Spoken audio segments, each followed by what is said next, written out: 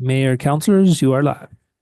Thank you. Thank you very much. I am very happy to call to order this regular meeting of the governing body for October 9th of 2024. By my clock, it's 5:05 p.m. Uh, let's begin with the Pledge of Allegiance led by Councilor Romero Worth. Salute to the New Mexico flag led by Councilor Lee Garcia, and then in invocation and remembrances, if Councilor Chavez would please lead us in that.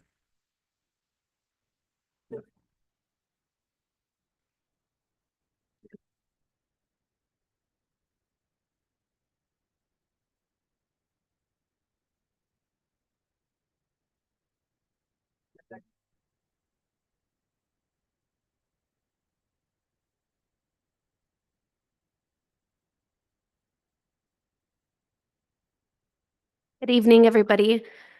So I wanted to start tonight on remembrances. I want to actually pay tribute and remember all of the individuals that we have lost to untreated trauma in the state of New Mexico. We've had a lot of conversations around public safety as counselors lately, and I feel a transition amongst our community and realizing that we have root causes that are outside just the crime that we are physically made aware of or can physically see.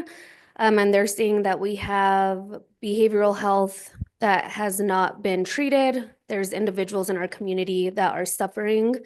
And we are losing individuals who are victims of crime and who are perpetrators of crime, but who are all victims of trauma. And I feel like we need to really shine light on this fact. And I just have to really show my appreciation to the community in recognizing this and seeing that we are all humans that kind of suffer in our own way.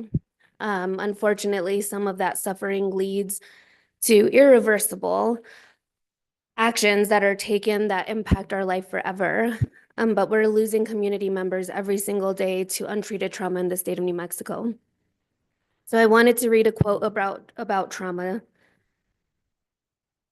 says, trauma isn't the result of weakness. Trauma is the result of something or many things that have been so overwhelming for our bodies that our brains literally change to adapt to what has happened. It's not something we make up. It's not something that we can just fix our mindset about. You can't just logically decide you're going to feel safe when your body has been bracing against impending danger for years. You have to actually cultivate a real sense of safety within your body to reverse the impact of trauma. And that's by Emmy Marie. And I think that as a state and as city officials, we have to start creating that safe space for our community members to address the real issue that we're seeing and the root cause for many of the issues that we are facing as a community. How do we create the safe space? How do we, as city officials, how do we, as state representatives, start addressing what so many of our community members are suffering from and why so many of them are losing their lives? So tonight I want to share my love, and I want to remember all those that have lost their lives in one way or another to trauma.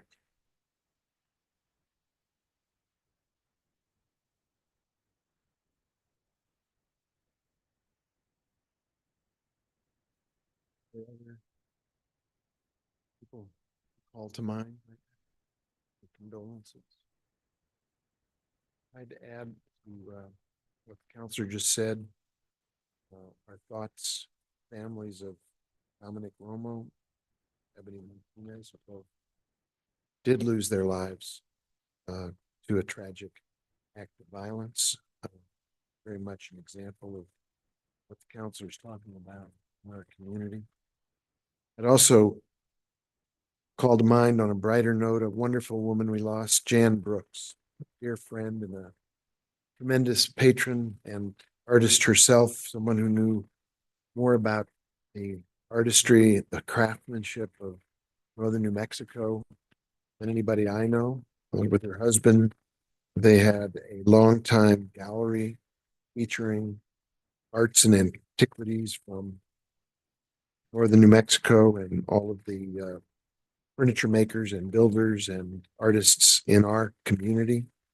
She was a delightful, fun person, as well as a deeply knowledgeable person about arts and crafts. She was just committed to this community and to the artists and the craftspeople in our community.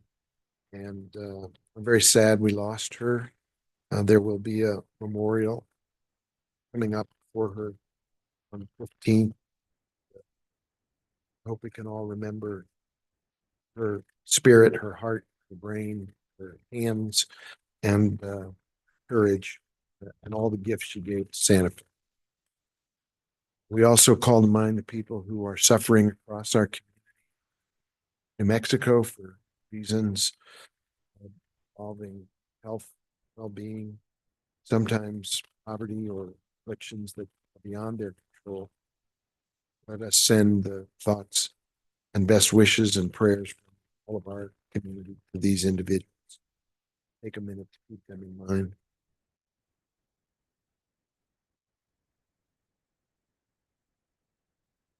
Thank you, everybody. Please be seated.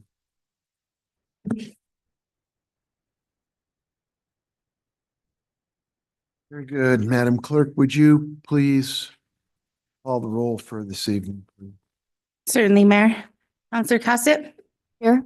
Counselor Castro, Presente. Counselor Chavez, Counselor Faulkner. Here. Counselor Lee Garcia, Here. Counselor Michael Garcia, Present. Counselor Lindell. Here. Counselor Romero Worth. Here. Mayor Weber. Present. Mayor, you have a quorum. Thank you. Madam Clerk, do we have any changes to the agenda as published? Yes, Mayor. Staff is requesting to remove item 9F from the agenda. 9F as in Frank, Correct. right? Any other changes? No, sir. Approve as amended? Is there discussion? Not, Madam Clerk, can you call the roll on the agenda as amended? Certainly, Mayor. Counselor Cassett, Yes. Counselor Castro, Yes. Counselor Chavez, Yes. Counselor Faulkner, Yes. Counselor Lee Garcia, Yes. Counselor Michael Garcia, Yes. Counselor Lindell, Counselor Romero Worth, Yes. Mayor Weber, Yes. motion passed. Thank you, Madam Clerk. And now the consent agenda. I guess that was what we also amended. So are there other things that have been pulled from it? No, Mayor. Approve as amended? Second. Motion to approve as amended and seconded. Is there discussion about consent? Madam Clerk, could you call the roll on that motion, please? Certainly, Mayor. Counselor Castro, Yes. Counselor Chavez, Yes. Counselor Faulkner, Yes. Counselor Lee Garcia, Yes. Counselor Michael Garcia, Yes. Counselor Lindell, Counselor Romero Worth, Yes. Counselor Cassett, Yes. Mayor Weber, Yes. motion passed. Thank you, Madam Clerk. That would then take us to item 8A. If you could read that out loud for everybody who is listening or watching, as well as for the record. Item 8A is a presentation. It's a discussion of proposed $25 million general obligation bond for road improvements on the 2024 general election ballot. We have the Public Works Director Regina Wheeler here, as well as the Finance Director Emily Oster to present. Thank you. Director Wheeler, are you going to kick us off? Thank you so much, Mayor, members of the governing body. Yes, I'd love to. We're here tonight to talk about the general obligation bond that the governing body approved to have a question on this year's November 4th general election ballot. The governing body approved that resolution on August 14th of 2024. Matt, can you hang on one second, Director Wheeler? Are we going to create these screens? Are they live? Can they go live? Certainly, let me get them on. We don't actually have a PowerPoint presentation, so we're just. I know, but I think for the purposes of making sure that all of our technology is fully engaged for people who are either zooming in or watching from other parts, we make sure that everything is operational before we start down the road of presentation that will follow yours. I think we're good, Madam Clerk. Thank you. Sorry to interrupt, Director Wheeler. You have the floor. Thank you so much, Mayor. Well, you interrupted just at the right time for Director Oster to correct me. The election's on November 5th, not November 4th. So there will be a question on the ballot of the general election that asks if voters to approve a general obligation bond of $25 million towards road improvement projects in the city of Santa Fe. We, as the Public Works team and the Complete Streets team, are really excited about this potential investment. What this will do for the residents of Santa Fe is it'll reduce the number of potholes they experience. It'll provide safer roads without having obstructions that they need to avoid. It'll provide new paint striping as well. After we rehabilitate the pavement, we restripe. We also will be improving sidewalks where any ADA compliant curb ramps are missing. They would be repaired along those same project lengths. There are 51 identified projects, specific projects, large and medium-sized, distributed across all 4 districts. Then 10% of the funds will be spent on residential roadway repairs. They're much smaller projects, and those will be, all of these projects has been identified with the input from the public, input from the governing body, assessment by our professionals that understand pavement and understand the historical investments in the roadway and the traffic volumes and the emergency routing is a really important piece of the puzzle when we look at what needs to be a really smooth, good road. So we're really excited in Public Works about the potential of making these investments quickly in all 4 districts.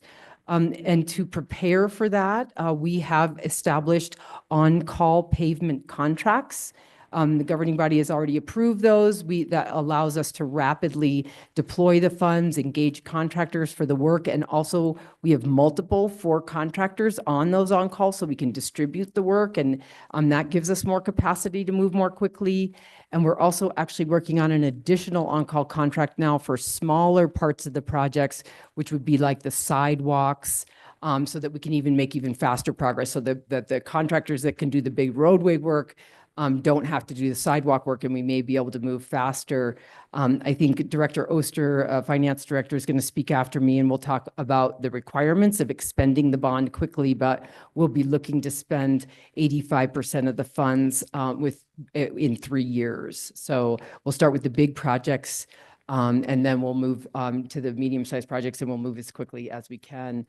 The team got together and has made some public information available to the public. There's a landing page now. There's a 1-pager that I'd like to share with the governing body, and it has a QR code on it that brings people to the landing page with that'll have the resolution, the memo from the resolution, which actually tells a good story about how the roadway segments were selected, what work will be done. And it'll also have the fiscal impact report there and this 1-pager for additional information. And I think that's pretty much a summary from the Public Works side, and I'll turn it over to Director Oster. Thank you. And I'm sure we'll have questions afterward, but let's go to the finance side of the house. Director Oster? Thank you. Good evening, Mayor and members of the governing body. I am also joined by Peter Franklin, who is our bond counsel, and he has some information to share with you as well. So just to kind of recap, there is going to be a bond question for a municipal general obligation bond on the ballot on November 5th, requesting authorization to issue up to $25 million worth of general obligation bonds for road and street improvements. The project list, which Director Wheeler mentioned, is divided into about $6 million per district, with a small amount allocated for residential roadways in each district as well. And as Director Wheeler mentioned, in order to ensure that the bonds stay tax exempt, we have to expend 85% of the proceeds within 3 years. So one of the questions that I'd like to address for you all tonight is, what is the appetite for a new City of Santa Fe bond issue? You know, if this is approved by the voters, what can we expect? And how does the recent bond rating change that we saw from Fitch affect the market for our bonds? So a couple of things that I'd like to note. One is that the city of Santa Fe is fortunate to have positive name recognition among individual and institutional investors throughout the United States. That's very good. We have an excellent AA rating, and that combined with the investor recognition and the low volume of highly rated debt, meaning there aren't a lot of issuers in New Mexico issuing AA rated debt, makes a new general obligation bond. We expect that to achieve favorable interest rates in the prevailing market when we go to market. Another factor in our favor is that the last time the city issued new money GO bonds was in 2014. So it's been 10 years. Since that time, the city has been paying down and paying off previously issued GO bonds, which has reduced the supply in the market. And we do have several potential investors who have already reached out to city staff to express interest in purchasing some or all of these bonds if they're approved by the voters. Additionally, the city is financially sound and stable. We are now caught up on our external financial statement audits, and we're maintaining a general fund cash balance of more than double the minimum reserve requirement that is set by the state Department of Finance and Administration. In my opinion, the Fitch rating change to a AA rating is expected to have minimal impact on the sale of GO bonds by the city relative to the prior rating. The GO bond rating of the city by Standard & Poor's is also AA, and having both ratings now at the AA level is consistent, and AA is considered to be a very strong rating for municipal bonds. And on that point, I'm going to turn the mic over to Peter to talk about what is a bond rating and what does it mean. Good afternoon, Mayor and councilors. I'm Peter Franklin with Modrell Sperling. And as Director Oster indicated, we've been bond counsel to the city for a number of years. So I thought I would try to speak briefly about what a bond rating actually is. What it really is a conclusion about the financial soundness of the city and the likelihood that all the debt service, principal and interest on the bonds will be repaid on time. The things that rating agencies look at in providing a rating are the overall financial soundness of the city, its tax base, importantly, the city's financial management practices, some kinds of demographic issues like are there mostly young people or mostly elderly people paying taxes. In Santa Fe, it's a mix. And as Director Oster said, the AA rating is an excellent bond rating. AAA is the very highest rating. Few issuers are rated AAA. The United States is no longer rated AAA. And one of the things to keep in mind about the Fitch rating is that the change was as a result of a change in methodology, which applies across the board to all local government issuers that Fitch rates. And so as a result, even though there was a small change in the rating, for investors, they are all looking at the same comparable issuers. In other words, all issuers who had been AA plus and are now AA. They're still looking at all the same issuers with all the same types of bonds on offer. So we think the change will have marginal impact at the most. Let's see. I think that covers my initial remarks. Great. Thank you so much, Peter. We're very fortunate to have Peter and Modrell Sperling as bond counsel to the city and having their institutional knowledge as well of the city's previous debt activity. So another question that I wanted to address this evening was the impact of the bond rating change on the property tax impact of the proposed bond for road improvements. So the proposed bond and the question on the ballot is 25 million in new bonding for road improvements. So one question that has come up is, does the Fitch bond rating change affect that $25 estimated property tax impact for homeowners? And the answer is no. The property tax estimate remains $25 per year for 20 years on a home with a market value of $500,000. So wanted to make sure to address that question. Peter, can I turn it back over to you to talk about how the bond sale process works, and in particular, when the rating is considered? Thank you. So if the voters approve if the voters vote in favor of the issuance of GO bonds, the next step would be for the governing body to consider and adopt an ordinance authorizing the issuance of either all the $25 million in bonds or some portion of it. All the bonds have to be issued within, I think, 2 years. But they're not always issued all at once. In any case, after the governing body adopts the ordinance, a preliminary official statement, which is it's like a prospectus, is prepared that discloses all information that would be considered material to investors: the city's tax base, the city's governance, the city's economic conditions, and things like that. In the course of preparing the preliminary official statement, the city will apply for a rating on the GO bonds. And typically, the rating comes in shortly before the preliminary official statement is made available to investors, made available electronically on a website referred to as EMMA. It's the Electronic Municipal Market Access website. That's where institutional investors and investment banks look for bonds to purchase, both new issue and bonds that are being traded in the secondary market.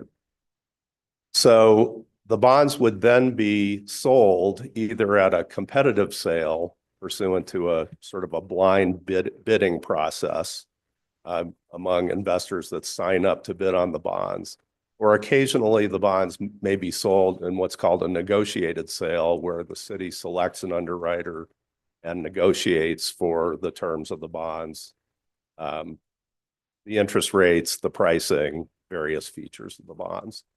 But once the bonds are sold, that doesn't mean they're issued.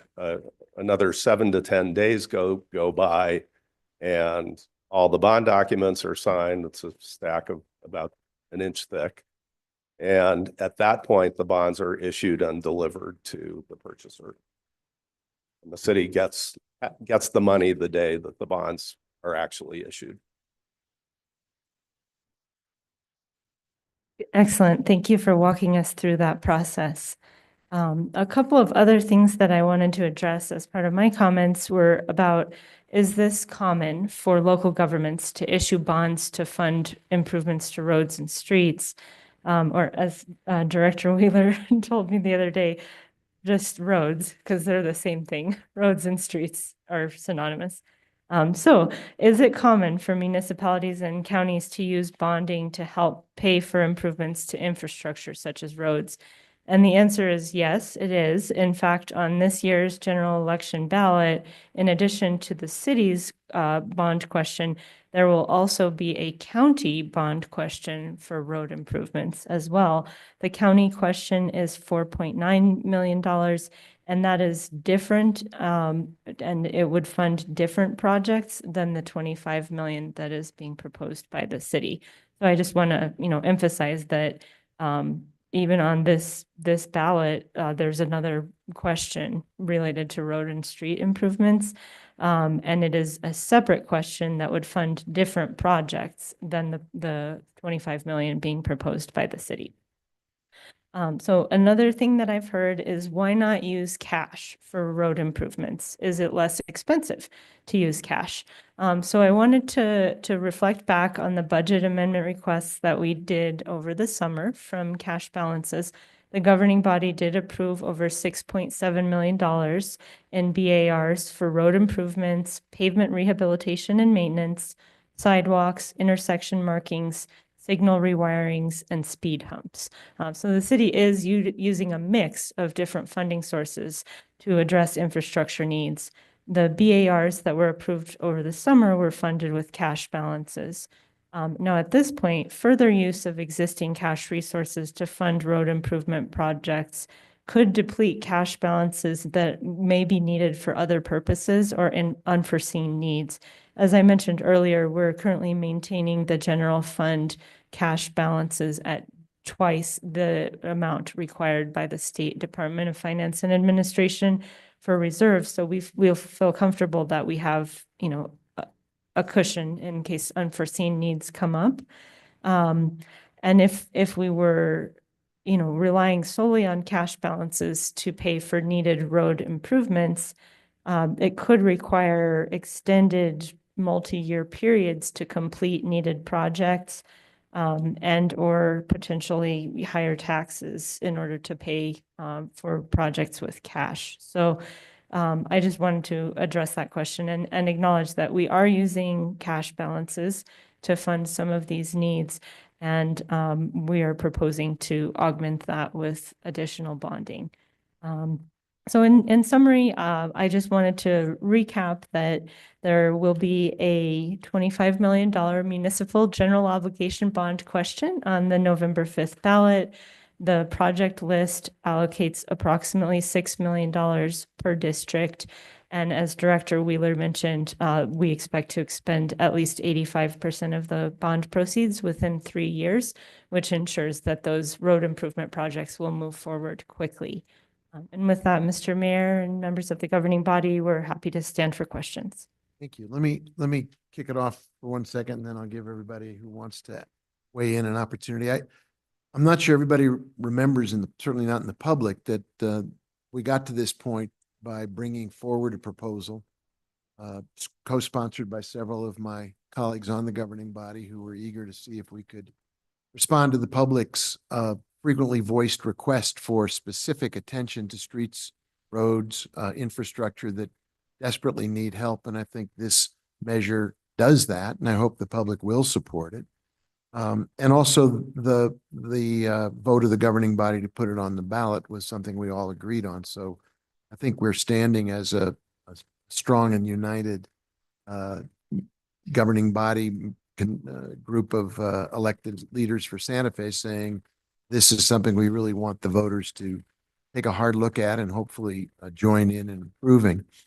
I know you spent a good amount of time on the issue of finance, but Director Wheeler, I think it's also worth spending another few minutes to talk about, if we're talking about what the finances are, we also ought to talk about what the benefits are.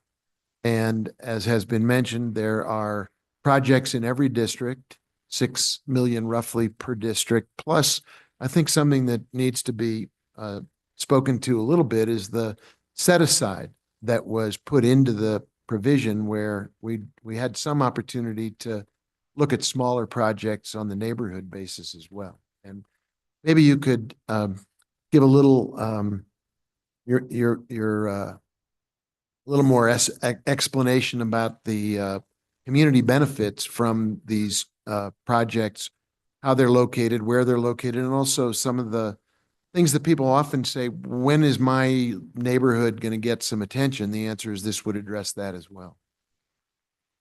Thank you so much, Mayor, members of the governing body. Yes, there is sort of compounding benefit from an investment like this in the roads, a very large, fast investment. Right now, our crews have to sort of go offline from their regular work of clearing drainage infrastructure, grading dirt roads, repairing sidewalks. They have to do an all hands on deck effort 2 to 3 times a year where all they do is fill potholes. So they've been doing that lately. The number of potholes that our crew, while heroic, it sort of tells a story about the condition of our roads, has been going up by thousands of potholes a year more every year. So by making these investments in repaving the big roads and small roads as well, then the maintenance work that has to be done can be more focused and more effective. So it sort of compounds the effectiveness of our maintenance work because some of the roads have been repaved rather than trying to hold so many roads together that are in very, very poor condition. We're going to be, like I said, when we do the pavement rehabilitation, we get new curb ramps. If there's any ADA curb ramps missing, new striping, new detection at the signals, those are often not working that well. And so this will give us an opportunity to make that investment. So this is more than just a pavement. It's really a complete street rehabilitation. Some of the roads that I know that people will be happy to hear, we'll be making investments in Cerrillos Road, a very large investment in Cerrillos Road. That road was built way over a decade ago by DOT. It hasn't been rehabilitated since then. By making these investments in these roads, we add another 15 years to their life. So it's an important investment to make now because soon that the cost could double to get that back to a 15-year road. So this is a really good time to make these investments. We have Cerrillos Road, a very long, all the way from Cielo Court, which is before Siler, all the way to Airport Road will be rehabilitated, all 6 lanes. We're going to do Airport Road from Cerrillos to 599. Rodeo Road from Yucca to Sawmill is a big project. Old Santa Fe Trail from Corrales to East Zia. Paseo del Sur from Vallecita to Indian Rock, Avenida Primera end to end, Cerros Colorados end to end. These names ring like a song in my ears because I've been talking to residents for so many years about their needs in these areas and been hearing from their counselors as their advocates for these investments. 2nd Street, Cordova, Sawmill Road, 5th Street, Pacheco, that's all in D2. We'll be getting all of that attention. As Director Oster said, it's approximately $6 million in each district. So, really reducing the number of potholes people experience, increasing the effectiveness of our maintenance teams, addressing these issues before we lose the road completely and it costs us more money in the future, are all really great benefits. I think it's safety, it's a quality of life in Santa Fe improvement. Thank you. And I know you mentioned the information. If I'm interested in finding out what the list of projects looks like, I think you mentioned more than 50. Where would I find that list if I'm just an interested resident? Right at this very moment, it's on PrimeGov associated with the resolution, and but it will be within the next couple of days. You could just Google City of Santa Fe $25 million bond or road bond, and you'll come to a landing page that'll have all this information Street by street, those projects will be listed. listed. That's correct. Thank you. Thank you. Other questions or comments? Councilor Chavez. Thank you, Mayor. So I absolutely think this is necessary. I think we have to address a lot of our road issues. I do want to say though, so in my experience with my other job, contracting out is much more expensive. And I want to just get some information on our vacancy rate in Public Works because I feel like we would be utilizing these funds in a better way if we were able to be our vacancies would be full. What is our vacancy rate right now in Public Works? Thank you so much for the question, Mayor. Councilor Chavez. There were places that we have vacancy is we're missing about 4 workers in the streets maintenance team. So 2 senior workers and 2 equipment operators. And then we're missing like 80% of our stripes, our signs, signals, and painting shop is vacant. Thank you so much, Director. And I think at one point I heard it was like about 49% overall in Public Works. Is that where we're still sitting? Not at all. We're doing much better. Parks has been staffing up with the comp and class and the adjustments to the pay there. We've had some, and 2 at least rapid hires. We've hired parts maintenance workers. We're I think we've had 5 transit drivers come into the team. We have great professional staffing. So no, we're nowhere near a number like that. And I don't have the number for the department off the top of my head. Okay. And so I want to say there's a deep appreciation I have for contract workers because I think when stuff needs to be done, that's where we need to go. I would just make the suggestion that, you know, if we have vacancies that are consistent in a department, that we start examining why those vacancies are existing and we address them. I think if we have employees that can do the job in-house, then we're better at maintaining the work that is done. When we contract out, we really live by their expectations and their guidelines and what's within the contract. Having staff in-house is much more beneficial. I think we're in a place right now, though, if the staff's not there, the job still needs to get done, and I understand that. But I think that, you know, for the public to know, usually, and I can't speak for this situation specifically, but for my experience, from my experience, contracting out is much more expensive. We are living by a timeline of the contracting agency. And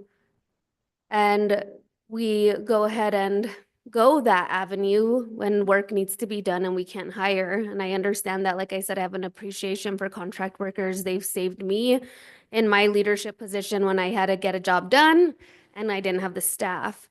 But I think besides a bond, what we also need to look at is why within this department, we are not able to hire and retain staff. I think that's a huge issue that we have to consider and examine closely, because a lot of the jobs that need to be addressed in the city right now would be addressed if we were fully staffed. Of course, the money helps as well. Having the money to do the work matters, but having the employees who are on the front line actually getting it done matters more. So yes, we need the funds. And if we have to go the contract route, we have to, because we have to address the needs of Santa Fe. But I think a bigger issue that we have to take time to examine is the fact that we have struggled with staffing in this area and we need to figure out why.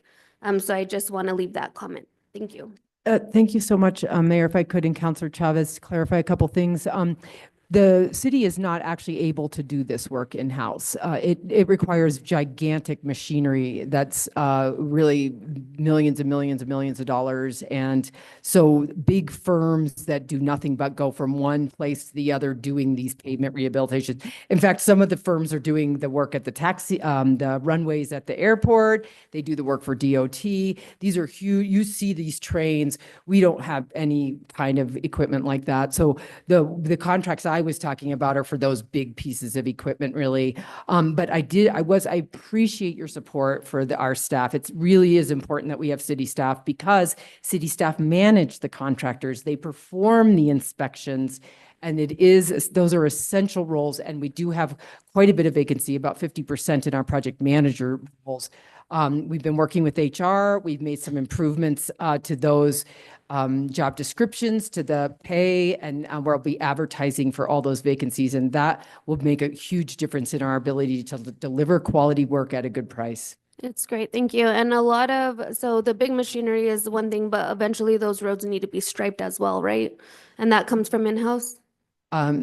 Mayor, Councilor Chavez, we do have in-house striping, as you've noticed around town lately, and that is the team that's understaffed right now. So that would be an opportunity to bring the striping back in-house if we can staff that team up. Thank you. Thank you, Counselor. I'm going to go with Counselor Lee Garcia next, and then we'll come over on this side of the dais. Thank you, Mayor. Really just a couple of questions. I think to Councilor Chavez's point, I think that once these projects are finished, if this goes through with the voters, it is very important that we continue to do upkeep on the roads because that'll make them last. And that kind of leads me into kind of some questioning around going out to bond. And we go out to bond and it's 25 million, right? And so how long does it take? So is it our expectancy to pay, and I guess it might be for finance department, to pay over 25 years? Is that how it works? Mr. Mayor and councilors, Councilor Lee Garcia, it's a 20-year bond. 20-year bond. Mhm. Okay. And so obviously the roads probably won't last that long. And so if we pay for 20 years on a bond and we only get 10 or 15 years out of the roads, kind of backwards. So it's kind of like continuing to pay on a car and then it doesn't hold its value. But so I'm looking at it from that perspective. I'm also looking at it from the perspective of the percentage on the bonds. And I think maybe a rep or Director Oster. So the AA rating versus the AA plus rating, what could be the potential difference in the percentage rate that we have to pay on that bond because of that?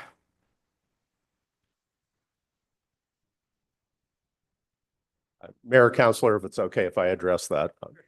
So the interest rates on bonds depend on the interest rate market at the time the bonds are priced. The difference between double A plus and AA is going to be a few basis points, a few hundredths of a percent over the life of the bonds. Okay, so like to put that in perspective, you have a 800 credit rating versus a 520 credit rating. You're going to pay more for that money, especially over the long term. It's just the reality of it when you go to finance something. Mr. Mayor, Counselor, certainly that's true. I think the city's double A rating is in the 800 range as opposed to the 500 range. I understand that, but it's just to kind of give us a baseline and a perspective. So we are potentially going to pay a little bit more just because of the downgrading, even if it's just a little bit. But going back to, I think I did ask this question in finance in regards to cash, and thank you for addressing that, Director Oster. It does seem to me that if you can utilize cash or pay down debt, then obviously that's a benefit to the taxpayer. And so because you're paying out of pocket and you have the money. And so I think those are just some points that I wanted to make. I kind of wanted to understand a little bit more about the bond rating. And you did mention that we have outstanding bond ratings that are they still outstanding from 2014, you mentioned? Mr. Mayor and councilors, Councilor Garcia. So yes, we do have outstanding debt still from 2013 and 2014, general obligation series that are still active that we're making the debt service payments on. I think that would be a good time for me to mention that the debt service payments on general obligation bonds are made through property taxes. So when we're building our operating budget, our primary revenue source that funds our recurring operating expenditures is gross receipts tax. And that recurring gross receipts tax is a precious and limited commodity. By doing this type of bonding, issuing general obligation bonds, the impact doesn't hit that recurring GRT that we need. So that's so precious to us in terms of funding recurring operating needs. Thank you. So, again, I just kind of want to go down that road of us being fiscally responsible, and it sounds like, we're in good positions. Just so what people do understand that when we go out to bond, we're basically borrowing money. And how long does it take us to pay that money down? Do we ever pay it down ahead of time? Mr. Mayor and councilors, Councilor Garcia, we could do a refunding, which would be essentially a refinancing of debt if interest rate conditions were favorable. I think that would be, sort of the situation where you would pay your debt off early, as if you were able to, lower the interest rate and save money on the interest costs.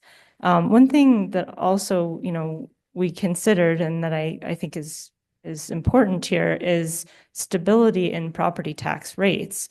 We don't want to have, pay off so much debt that the property tax rates drop to a level that's not sustainable. And then in the future, they have to come back up in order to meet the city's needs for things like infrastructure, improvements to the streets.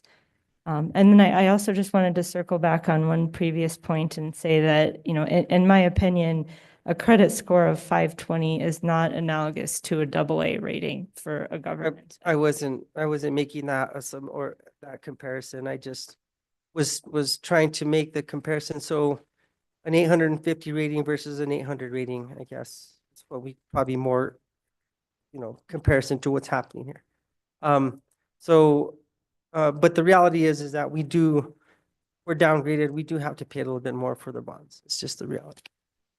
Mr. Mayor and councilors, yes, something on the order of a few hundredths of a % on the interest rate. And, leads me back to, again, just comments in regards to fiscally, when do we use cash? When do we go out to borrow money when it's lucrative, when it's good, when the market's good?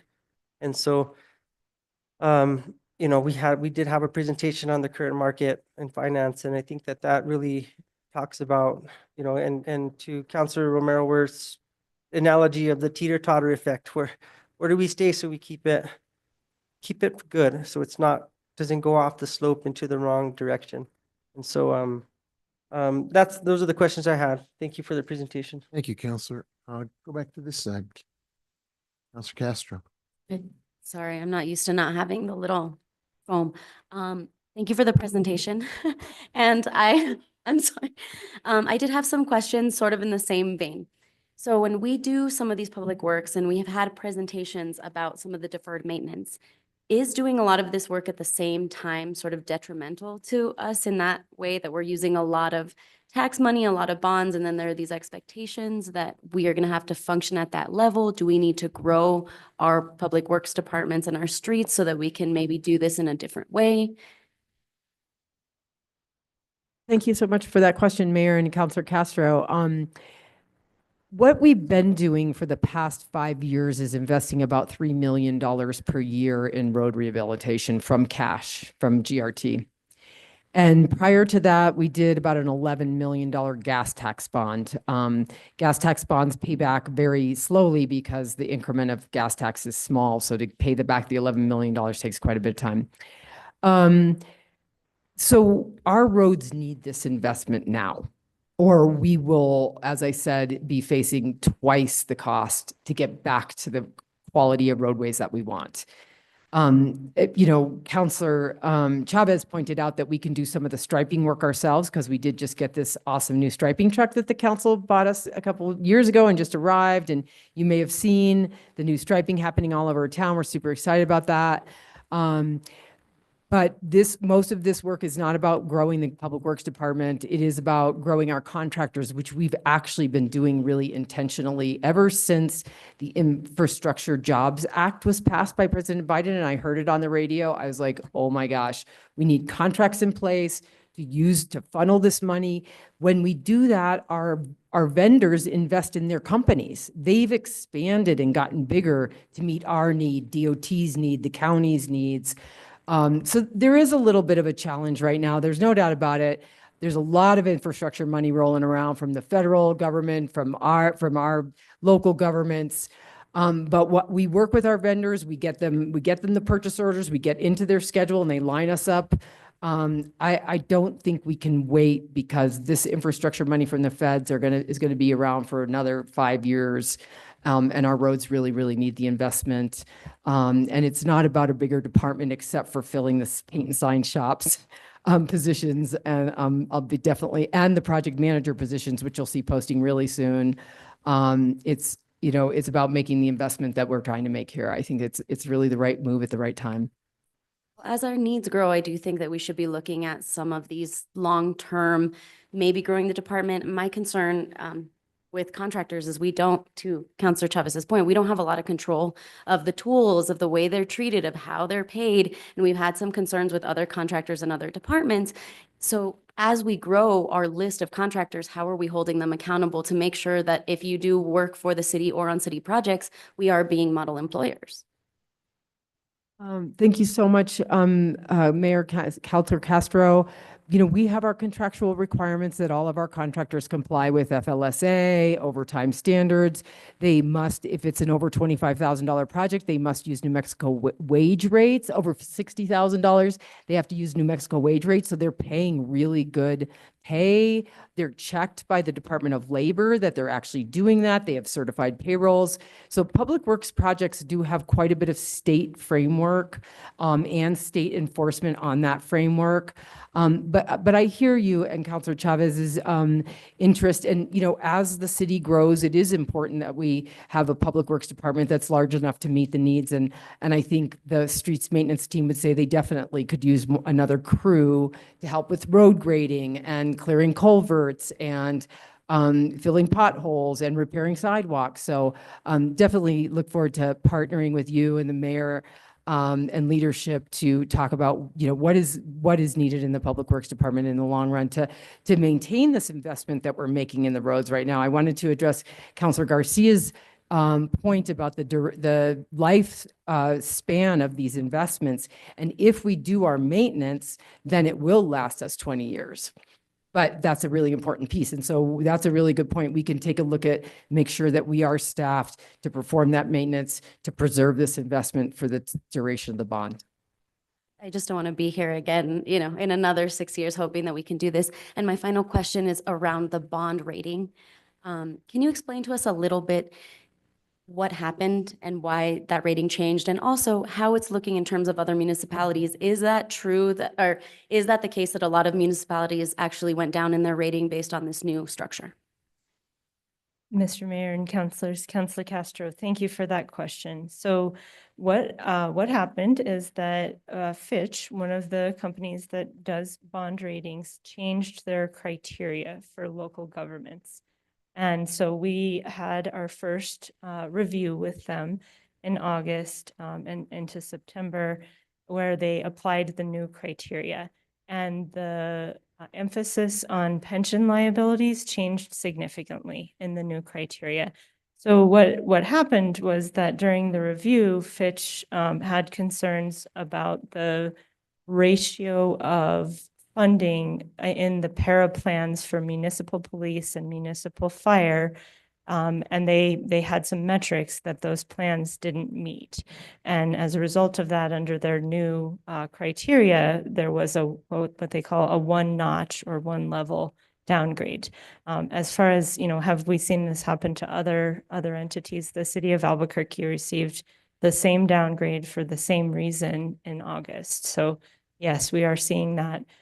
The only two municipalities in New Mexico that are rated by Fitch are Albuquerque and Santa Fe. So this, new methodology has been applied consistently to both with the same effect. And that had to do with some state regulations that changed? Mr. Mayor and councilors, Councilor Castro, it had to do with Fitch's new rating criteria. There was no change at the state level. It had to do with the emphasis and the metrics that were used to evaluate the funding levels of these pension plans. Last question, is there anything we can do to sort of help us get to a better rating? Mr. Mayor and councilors, Councilor Castro, this is where this rating change is particularly challenging and frustrating for me. The analysts at Fitch told us that there is nothing we can do about this because the para plans are multiple employer cost sharing plans. So we can't, for example, choose to contribute more just to cover our share of the liability. If we made additional contributions, they would go into the pool that's shared across all of the employers.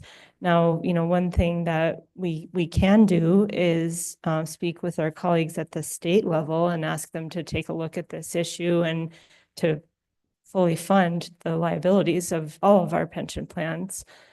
So, that is something that we can do. But as far as, like a financial measure of could we just pay more into the plan to take care of our portion of this, we can't because it's a cost sharing multiple employer plan. So, our contributions go into the general pool that fund the plan's obligation to all retirees. So. I think what the counselor was referring to in terms of not so much a change of the state, but the state's oversight or management of this is really beyond our control.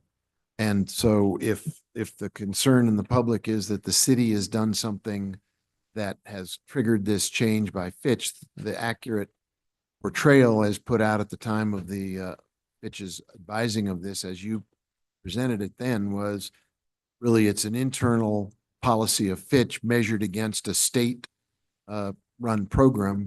that's really beyond the reach of the city of Santa Fe. And that's why Albuquerque got dinged first, and then we were followed up. But it is not a reflection on any of our financial practices. It is a state funding of retirement benefits. Counselor, I took by your head shaking up and down that I was basically. Mr. Mayor and councilors, yes, that is correct. So I think the thing that triggered this change was completely out of the city's control. It was Fitch's adoption of their new rating criteria.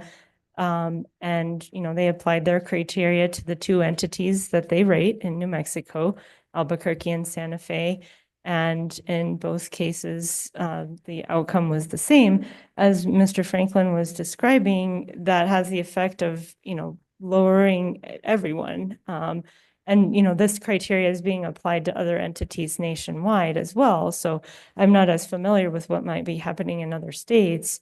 But certainly, there was no change in the city's financial position. The Fitch rating announcement actually acknowledges that the city has very healthy cash balances and is financially sound and stable.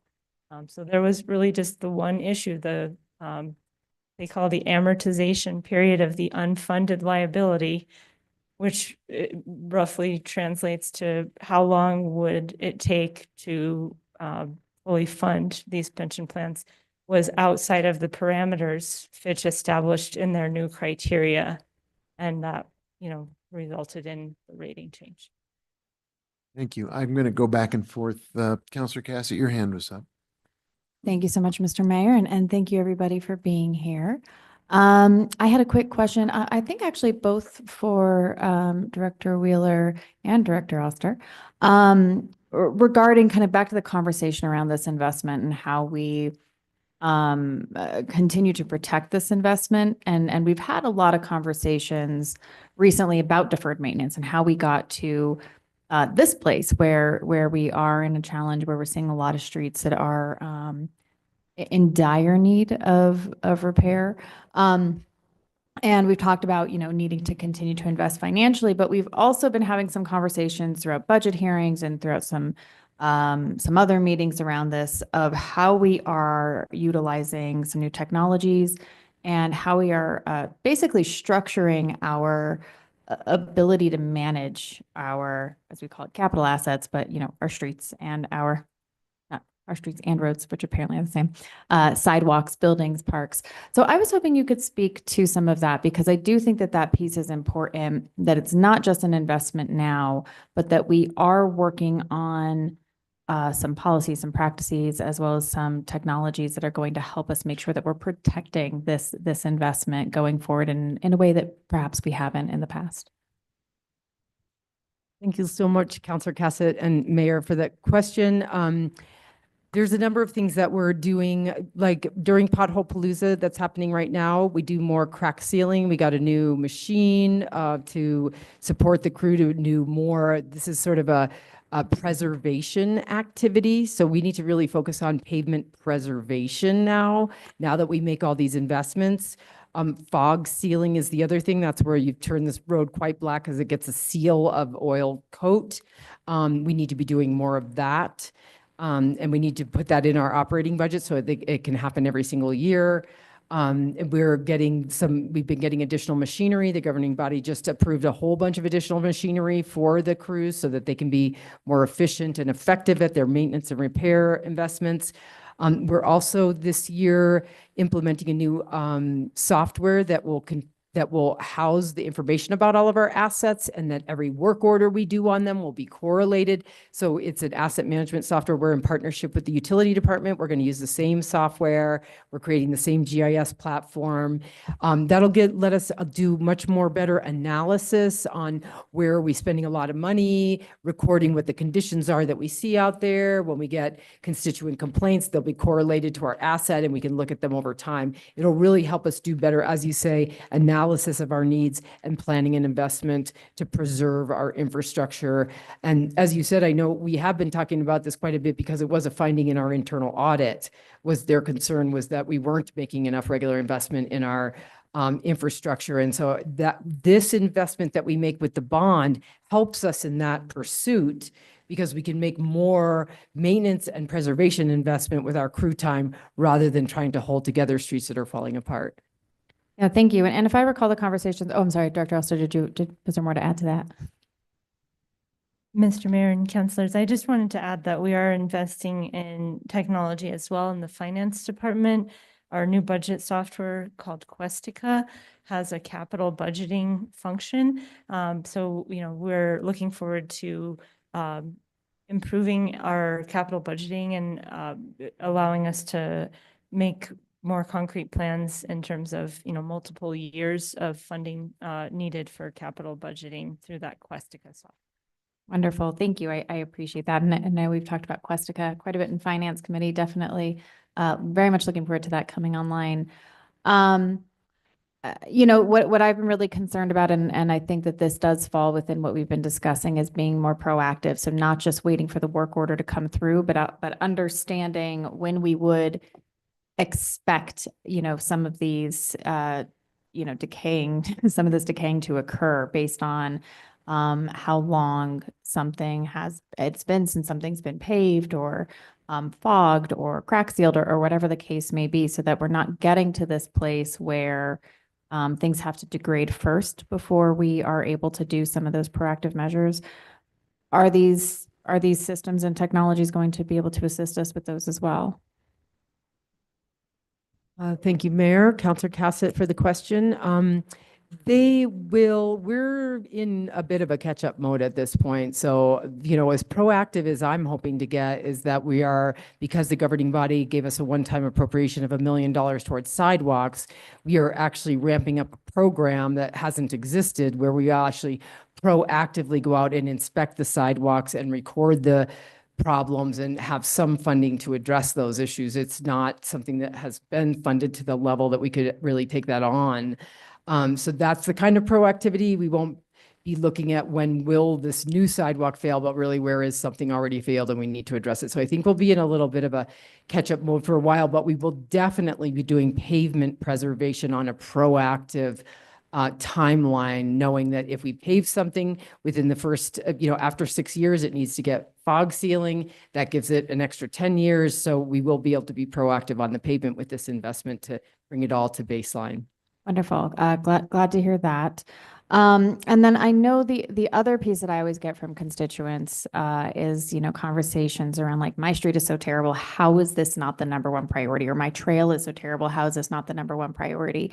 And so we've discussed this before, but how do we, and me as a counselor, I see particular roads or pieces, but how we communicate, I would say I would love this information as well as to the public, how things are being analyzed and, if we're able to really, show where we're seeing some of the priorities in the area so that people know where they are on this list, or why are they 13th when they feel like obviously this, should be in the top 5. And I think that's really challenging for constituents because, and it's challenging for me as well when there's not as much, there's not clarity. I would love to see what these, issues are. When have things been assessed? Is the road that I'm talking about that is far down on the list, was it assessed, in the last 6 months? Was it assessed in the last 5 years? And that's a big difference. How have things changed? And I would really like to see how we can be better at communicating both the process by which, things are prioritized, as well as, where different areas are on the prioritization list. I do know that we, tend to look at complaints, of course, and that's great. I'm glad that, we have the opportunity to respond when we hear from constituents. But I also know that not all of our constituents necessarily are getting to us. And sometimes those are really bad areas that I want to make sure are not being ignored simply because this might be an area where people either don't know, don't have the time, just haven't had the ability to make a lot of noise about it, as opposed to some areas where they get really organized. And, I'll hear from 14 people about, the same small stretch of trail or road. And so I think that that's one of the areas that I'm really struggling with, both wanting to make sure that we are being equitable despite, how organized a community is able to get, which doesn't mean, please do keep coming to us because that is helpful. But also how we are able to really display that to us and the public in a way that's really understandable. So people have expectations and understand why it can take some time to get to places or get to, different areas. That might be more of a comment. I'm not sure that we have a solution for that. So if you have a response, I don't need one right now, but I do want to continue to really to work on that piece. I think that would be very beneficial. And also showing people how much these things cost, so when they're like, well, you just gave $11 million to, or 6 million. And that money isn't going as far as it used to. And I think that also is really important. And so how we continue to communicate these pieces to the public is really important. So we can definitely continue to work on that. That'd be appreciated. Thank you so much, Councilor Castro, for those suggestions.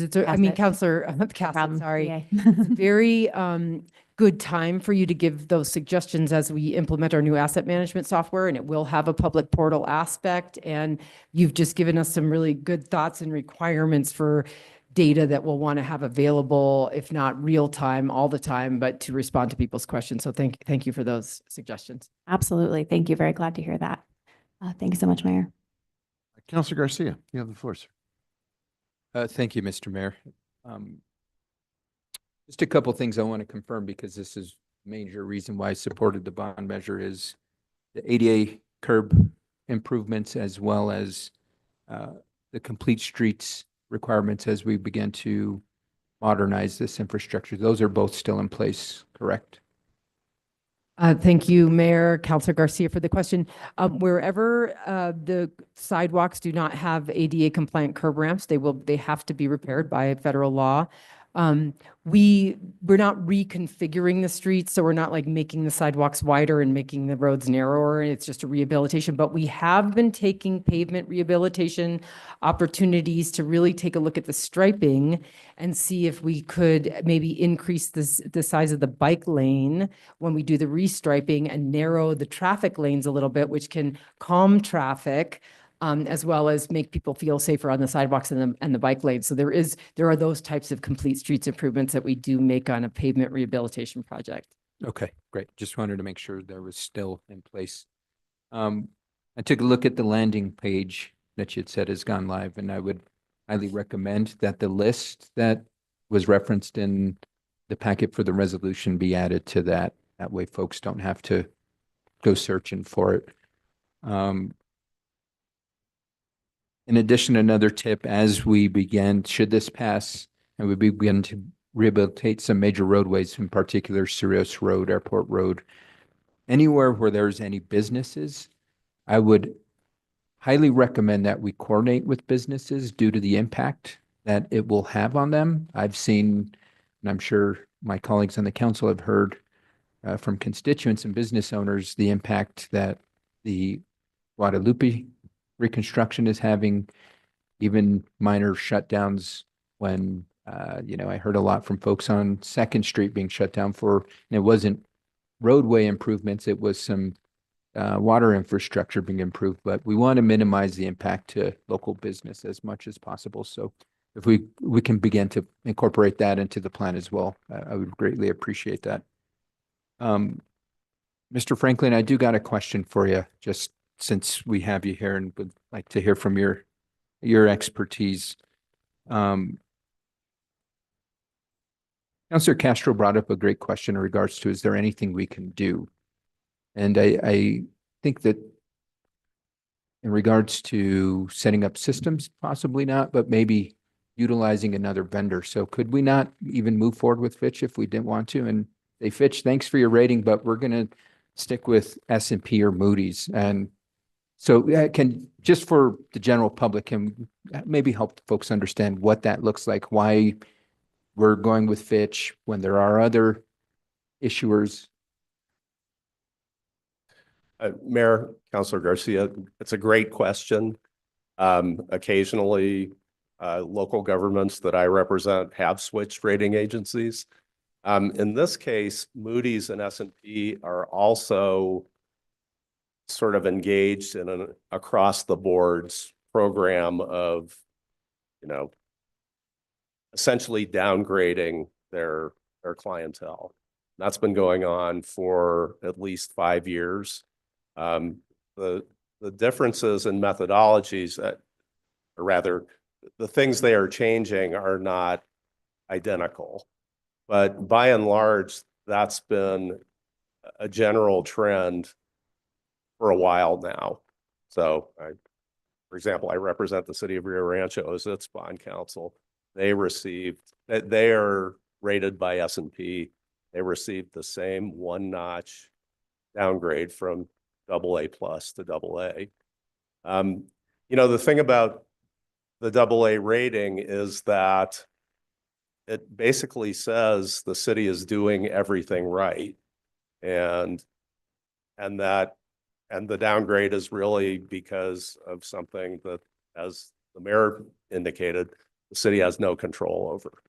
I think the city should continue to, do a great job managing its finances and, governance overall. I think maintaining its capital, what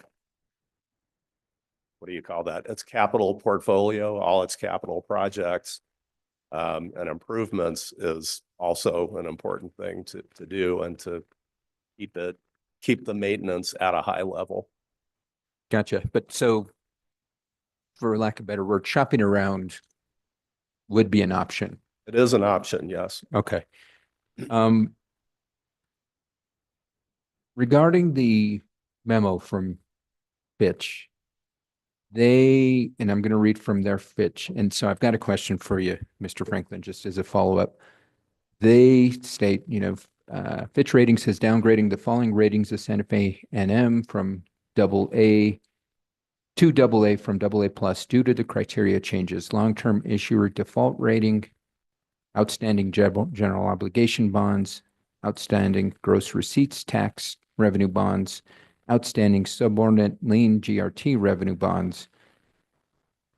So it seems like there's a lot more criteria that played into the downgrade versus just the solely identified pension plan. There's additional criteria that I think the pension plan was a big part of it, but there's additional factors that went into it, because I don't want the public to have the perception it was the only reason for the downgrade. There were additional contributing factors.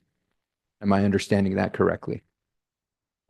Excuse me, Mr. Mayor, Councilor Garcia. I don't think that's the way I understand the statement in the memo. I think they're only pointing out the different kinds of debt that Fitch has rated and stating the rating change applies to all those different types of outstanding bonds. That's the way I understand it. I don't have the memo in front of me, so I'm Okay. not positive, but And that's then what it sounds like. no worries. And then one last question, and I don't know if you would be the appropriate person or Director Oster. Is it fair to say that it was solely fire and police when there could have been additional factors for pension liabilities, such as high salaries for employees that add to the liabilities? Mr. Mayor and councilors, Councilor Garcia, so what they cited, what Fitch cited was the amortization rate of the unfunded liability for the municipal fire and municipal police plans. So under the new Fitch criteria, they want that number to be 30 years or less. And in the case of police, it was 66 years. And in the case of municipal fire, it was infinite. So they were unable to calculate that.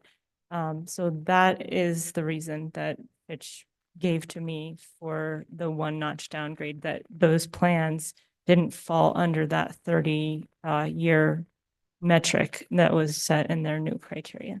Gotcha. And as said before, that's pretty much out of our control because it's the state that carries the liability, not the city. And Mr. Mayor and councilors, Councilor Garcia, so the plans are managed by the state through the Public Employees Retirement Association. And our responsibility is to make the contributions. And we've done that. And in the past, that's been good enough for Fitch. We've made all the contributions that we were required to make. But under these new criteria, they're now looking at actuarially determined contribution rates and these unfunded amounts in these plans. And we don't have the ability, as I said, when Councilor Castro asked, to make additional contributions, for example, to specifically address our portion of the liability. The liability and the assets of the plan get allocated out across all of the participants, which, you know, in the case of municipal fire and municipal police, is most municipal governments in New Mexico. So as far as, you know, whether this is something we have control over, we just don't. This is something that the state legislature and the PERA board would have to take up. Gotcha. Thank you. Well, thank you for the responses, Director Oster, Director Wheeler, Mr. Franklin. I really appreciate your time this evening. No other questions, Mr. Mayor. Thank you, Counselor. Counselor Faulkner, and then well, you can back clean up. Oh, I'm sorry. I didn't see your hand up. But Counselor Faulkner did have her hand. So just a couple of things. It seems to me, just from a layman's perspective, that the amount we're talking about in the shift of the rating is nominal. Do you have like a number or a percentage? I mean, you already put a percentage, but I think it'd be easier for the public to understand that this is like a nominal shift. If there was a number rather than a percentage.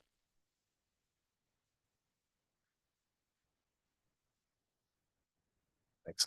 I want to pick up on Councilor Garcia's analogy with personal credit scoring. I think it's essentially the difference between an 835 rating and an 825 rating, something like that. So I'm sorry, go ahead. would it be fair to say this might be a mountain out of a molehill?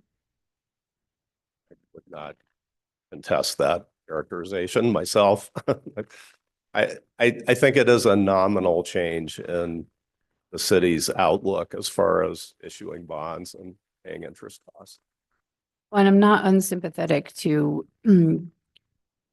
the frustration that if you take care of your employees and you give them what they need to remain, I don't know, to be whole in the community, that it's almost like it feels like a punitive response that you take care of the two most important departments in the city.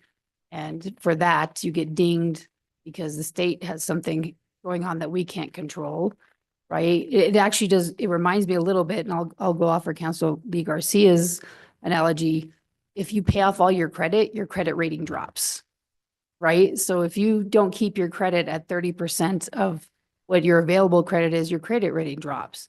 So it's like it's counterintuitive, and I think it's hard for the public to understand, because I certainly find it frustrating that if you do the right thing, then it feels punitive in the sense that then you get dinged for doing what looks like the right thing. And I'm sure it's way more complicated than I understand. The other thing I would say is I'd like to thank Director Wheeler for using the QR codes, because this is something I'm a big champion of.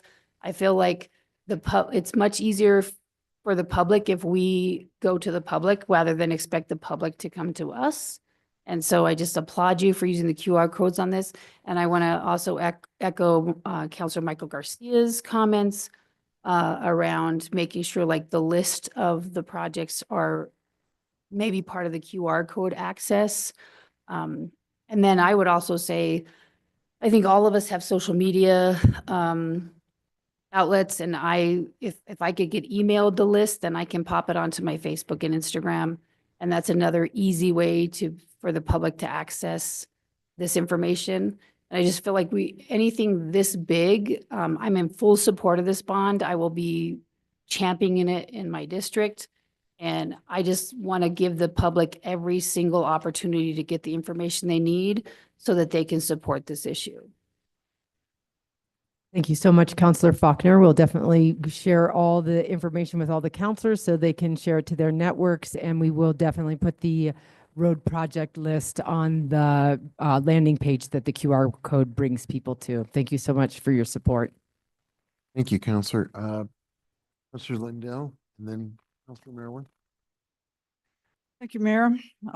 Thank you all for being here. We've waited a long time to get this bond out to the voters. We've talked about it for a while and we've been through a lot of stuff and I love the list. People are gonna love the list and you know, I think about it in terms of what's the cost if we don't do this? Cost is great if we don't do this. Director Wheeler, I think you said maybe you even put a number on it or a percentage, maybe 2 times. Is that what you said? That's correct, Counselor Lindell. Yeah. So let's get this bond passed. Let's not pay 2 times as much and be overly cautious and go too far out into the weeds on this stuff. This is a good thing for the city. That's why we do this. I can't wait for some of these roads to get redone. So, you know, the 50 projects, they're broken up into all the different districts. Everyone benefits from this. And we need to do this now. So I really encourage people to support this bond. We need it. We don't do this, it's going to cost us twice as much money. So thank you for bringing this to us. Thank you for all the work on it. And that's all I have, Mayor. Thank you, Counselor. And Counselor Merworth, I think you've been very patient. It's your turn. Thank you, Mayor. I just want to thank you all for being here. Thank you for the work. I agree with Counselor Lindell. I'm excited to be at this moment where we put this in front of voters. And I would just note, you all have been talking as though it's going to be on the ballot in November. I just want to tell you, I voted today. Early voting has started. It runs October 8th to November 2nd, Monday through Friday, 8 a.m. to 5 p.m. at all the different sites. There's some Saturday expanded voting sites. I encourage you to look at the Santa Fe County page so that you can get out there and vote now. I just want to emphasize a few things. The rating we have is a good rating. Can you confirm that for me? There's nothing to be ashamed about of that rating. It's an excellent rating. Okay. Yeah, thank you. So I think it's important that everybody know that AA is a good rating.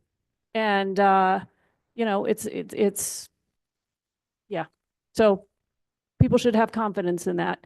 Also want everyone to understand that the size of this bond at 25 million was picked for two reasons, and maybe you all can speak to this in greater detail. One is to the impact that it'll have on people's property tax rates.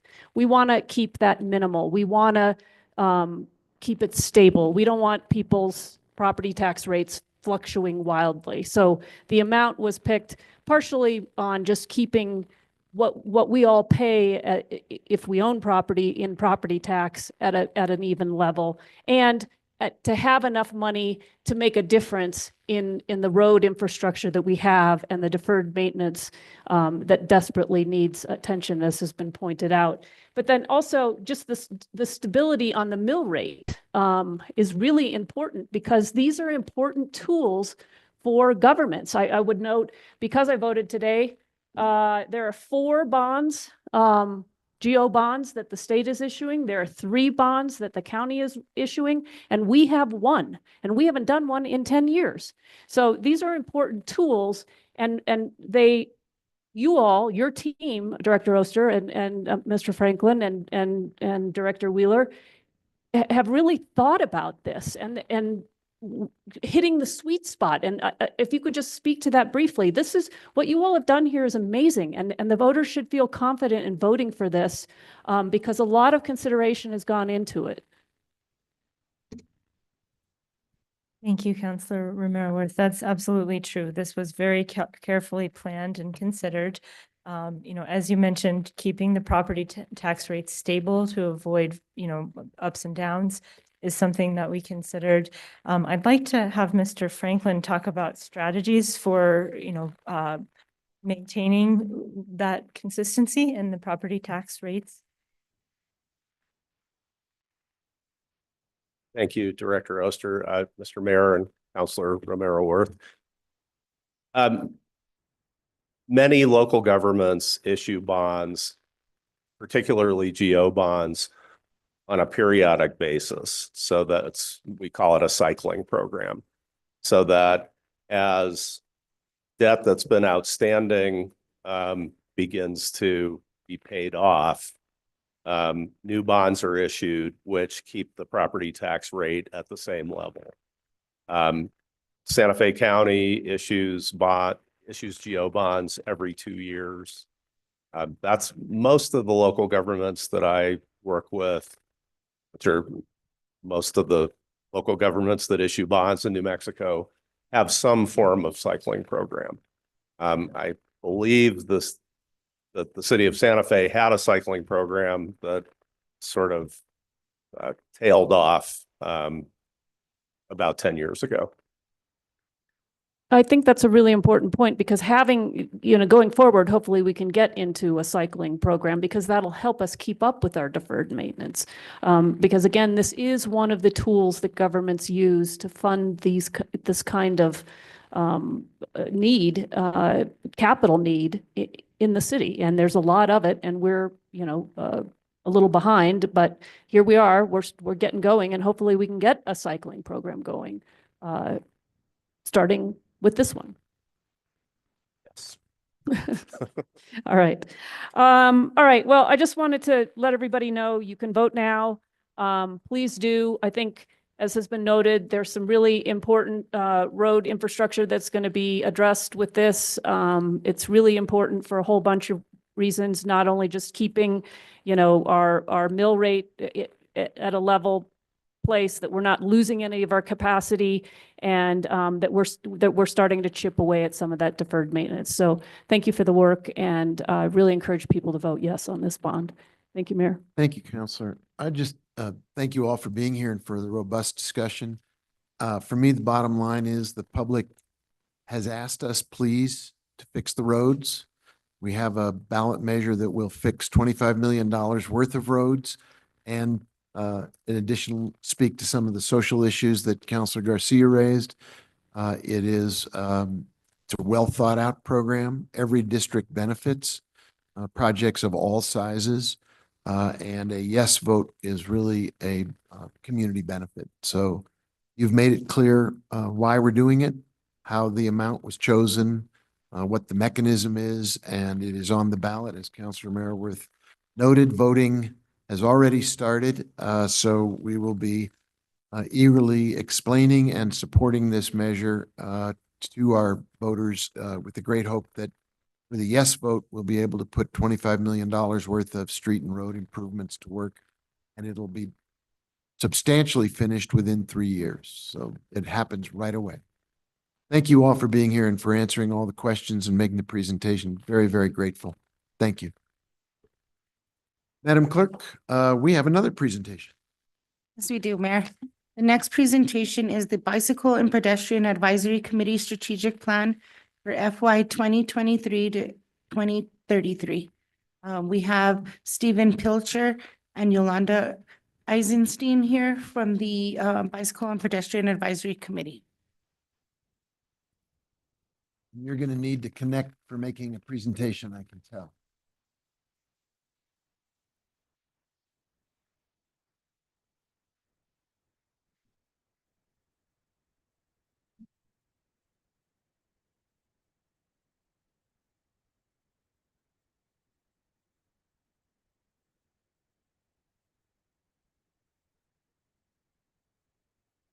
Madam Clerk, can you provide some IT support in the moment?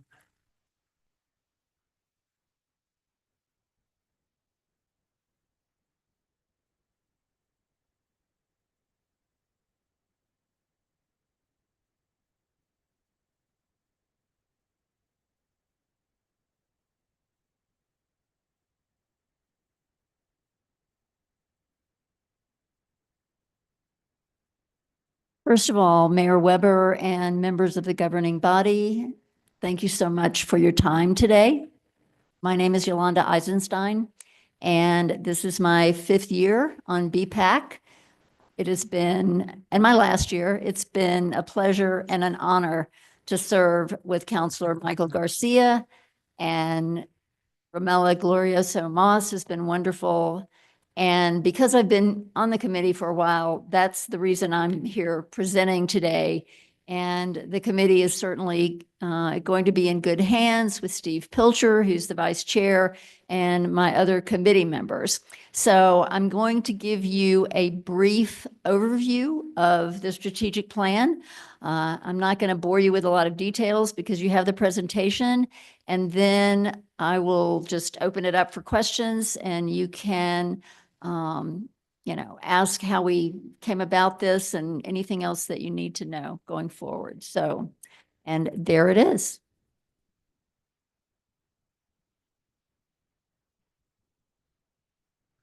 Okay, so as you know, we have 2 resolutions that have provided the duties and responsibilities we have. We changed it in 2021 to more accurately reflect the fact that we don't do trails, that we do pedestrian and we do cycling. So that was the main reason that we changed the resolution.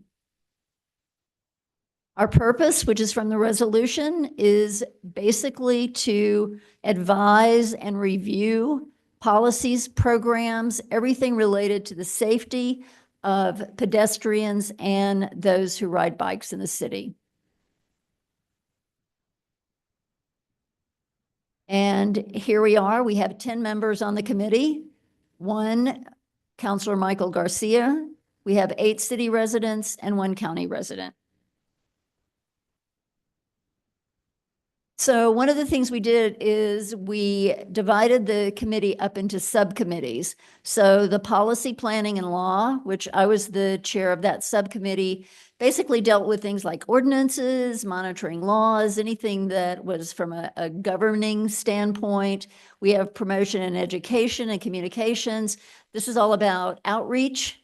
And then we have technical review, which, as you would guess, this is review of plans that the city has for any sort of infrastructure, where our goal is to make sure that pedestrians and bicycles are considered in that.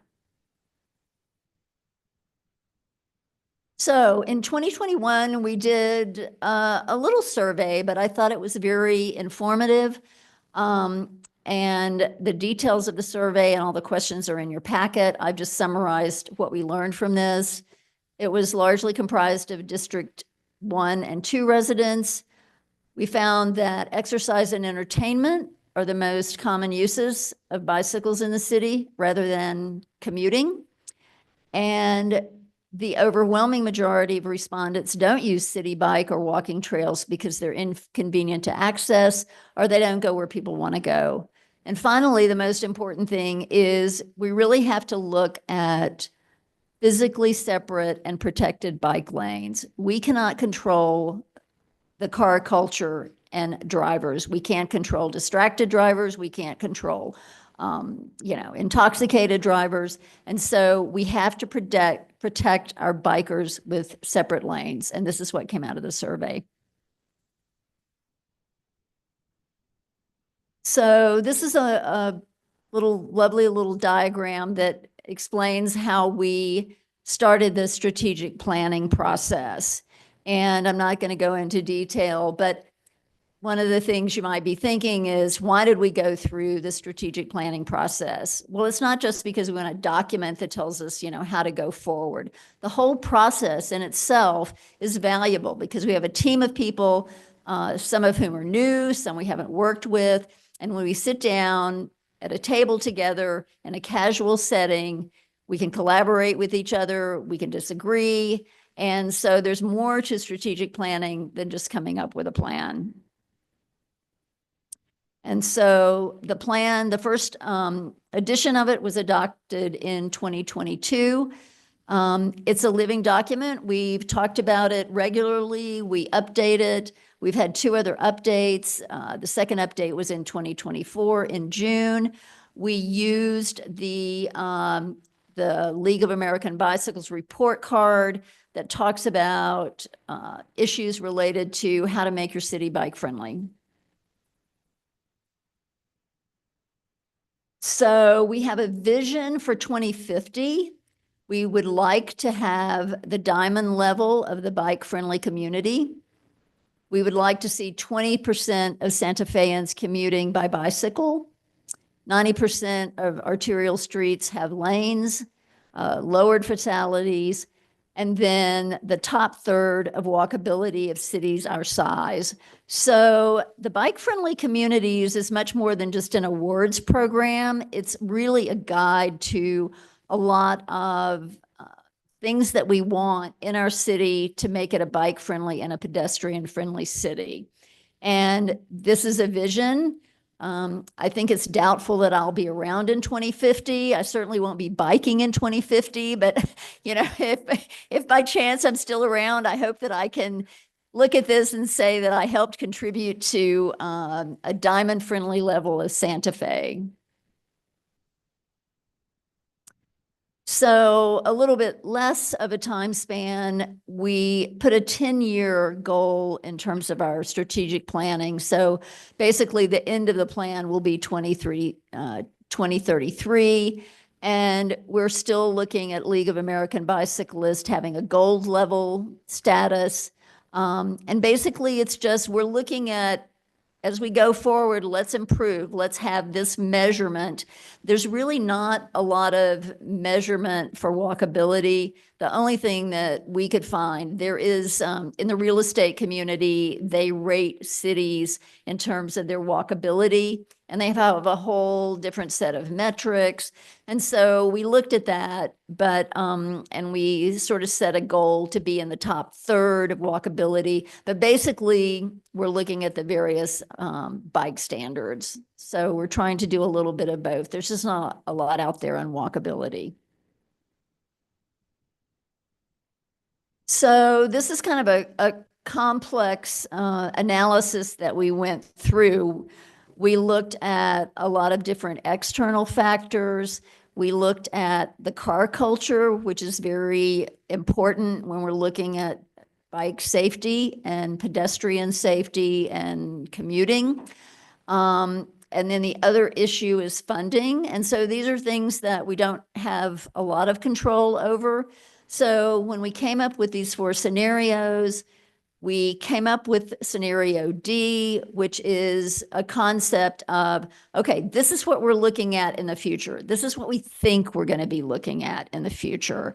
And that's kind of where we're operating at. And as these factors change, we have 7 or I think 8 key indicators. And we just kind of take a look at those and see if there are improvements in places or things changing a lot.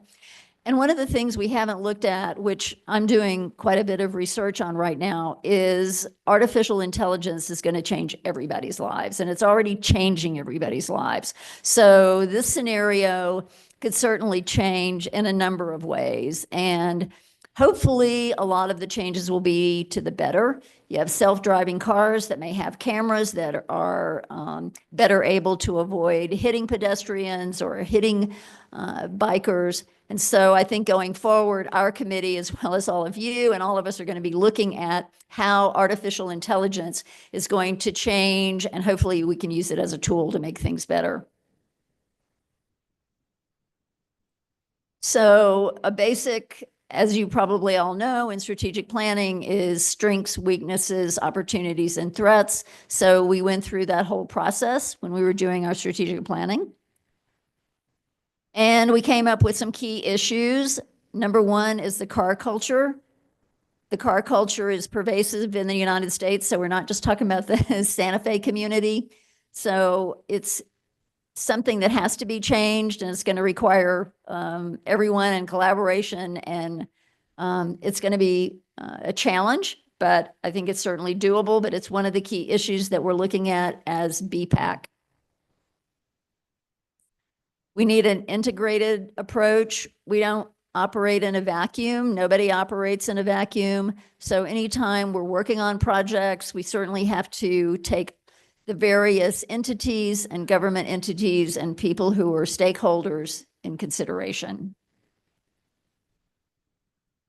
We have to include the public. I think one of the things that we have with our subcommittee is we have focused more. I've seen us focus more over the past 5 years on public education and outreach, and I think we need to continue to do that.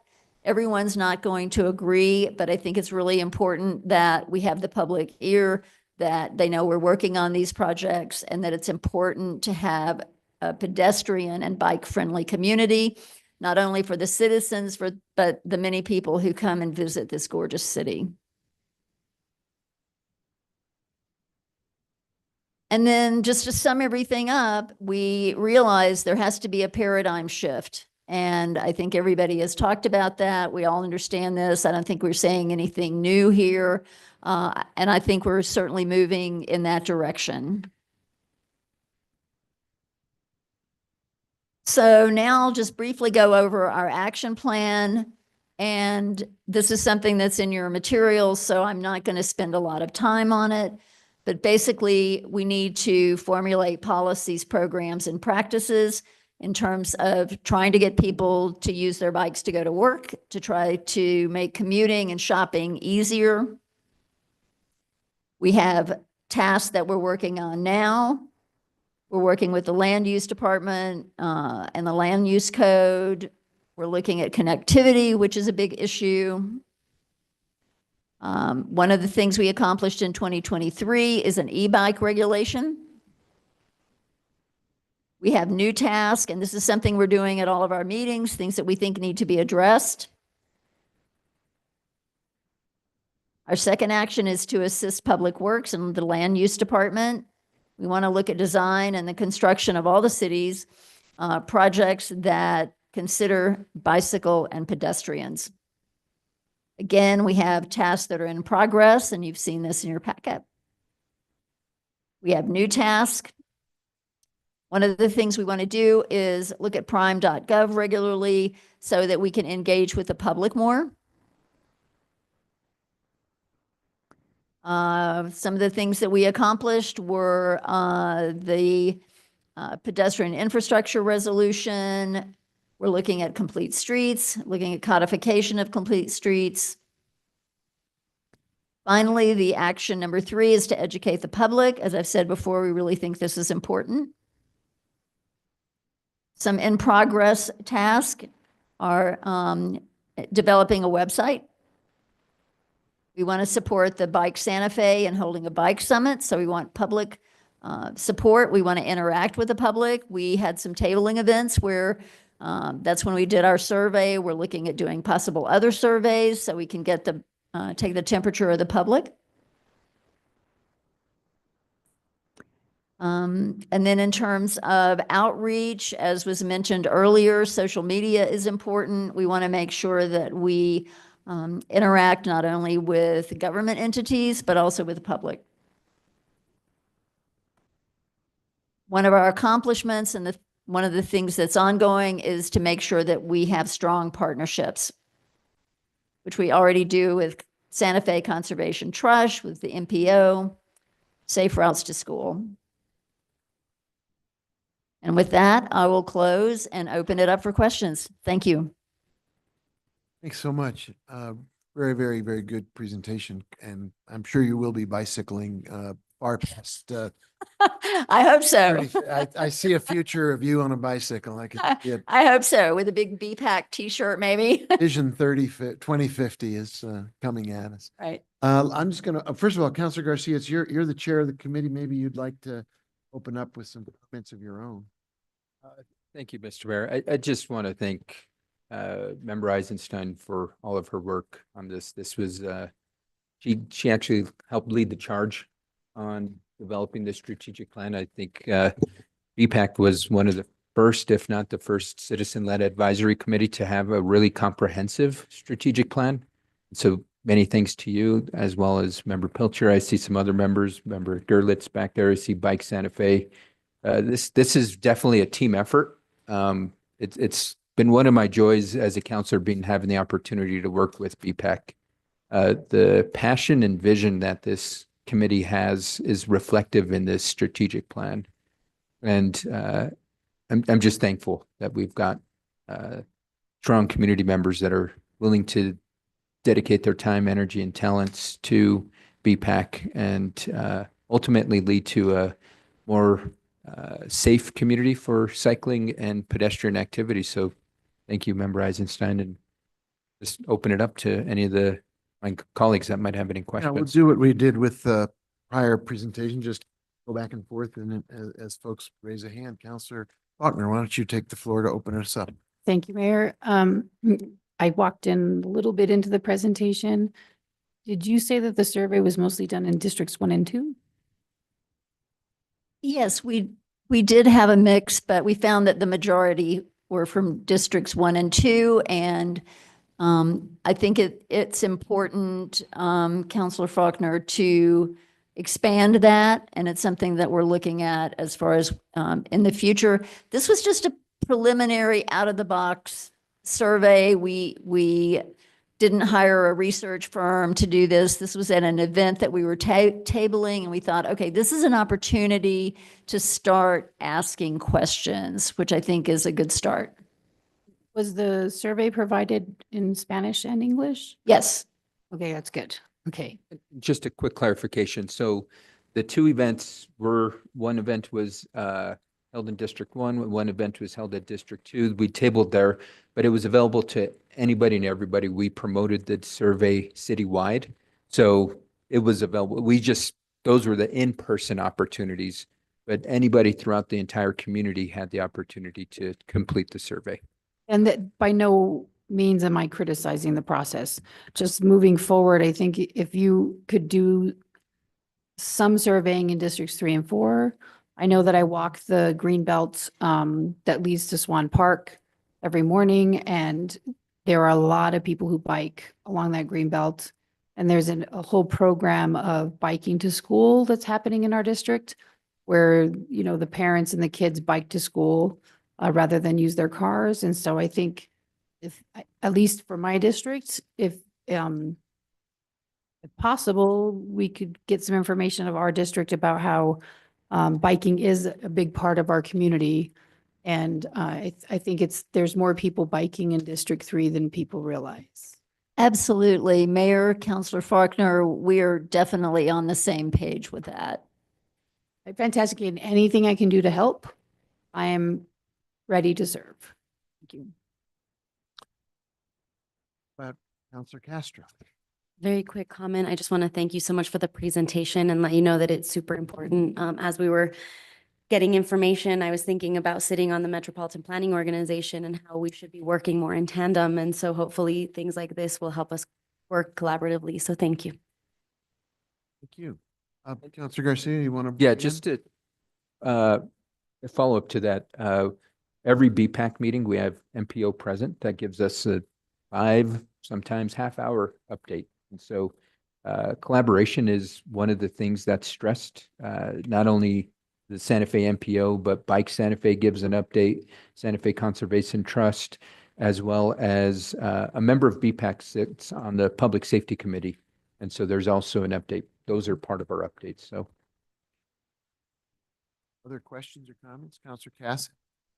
Thank you so much, Mr. Mayor. Thank you so much for being here and for all of this work. Really very comprehensive and impressive, and very grateful. I'm sure it was a lot of time and energy.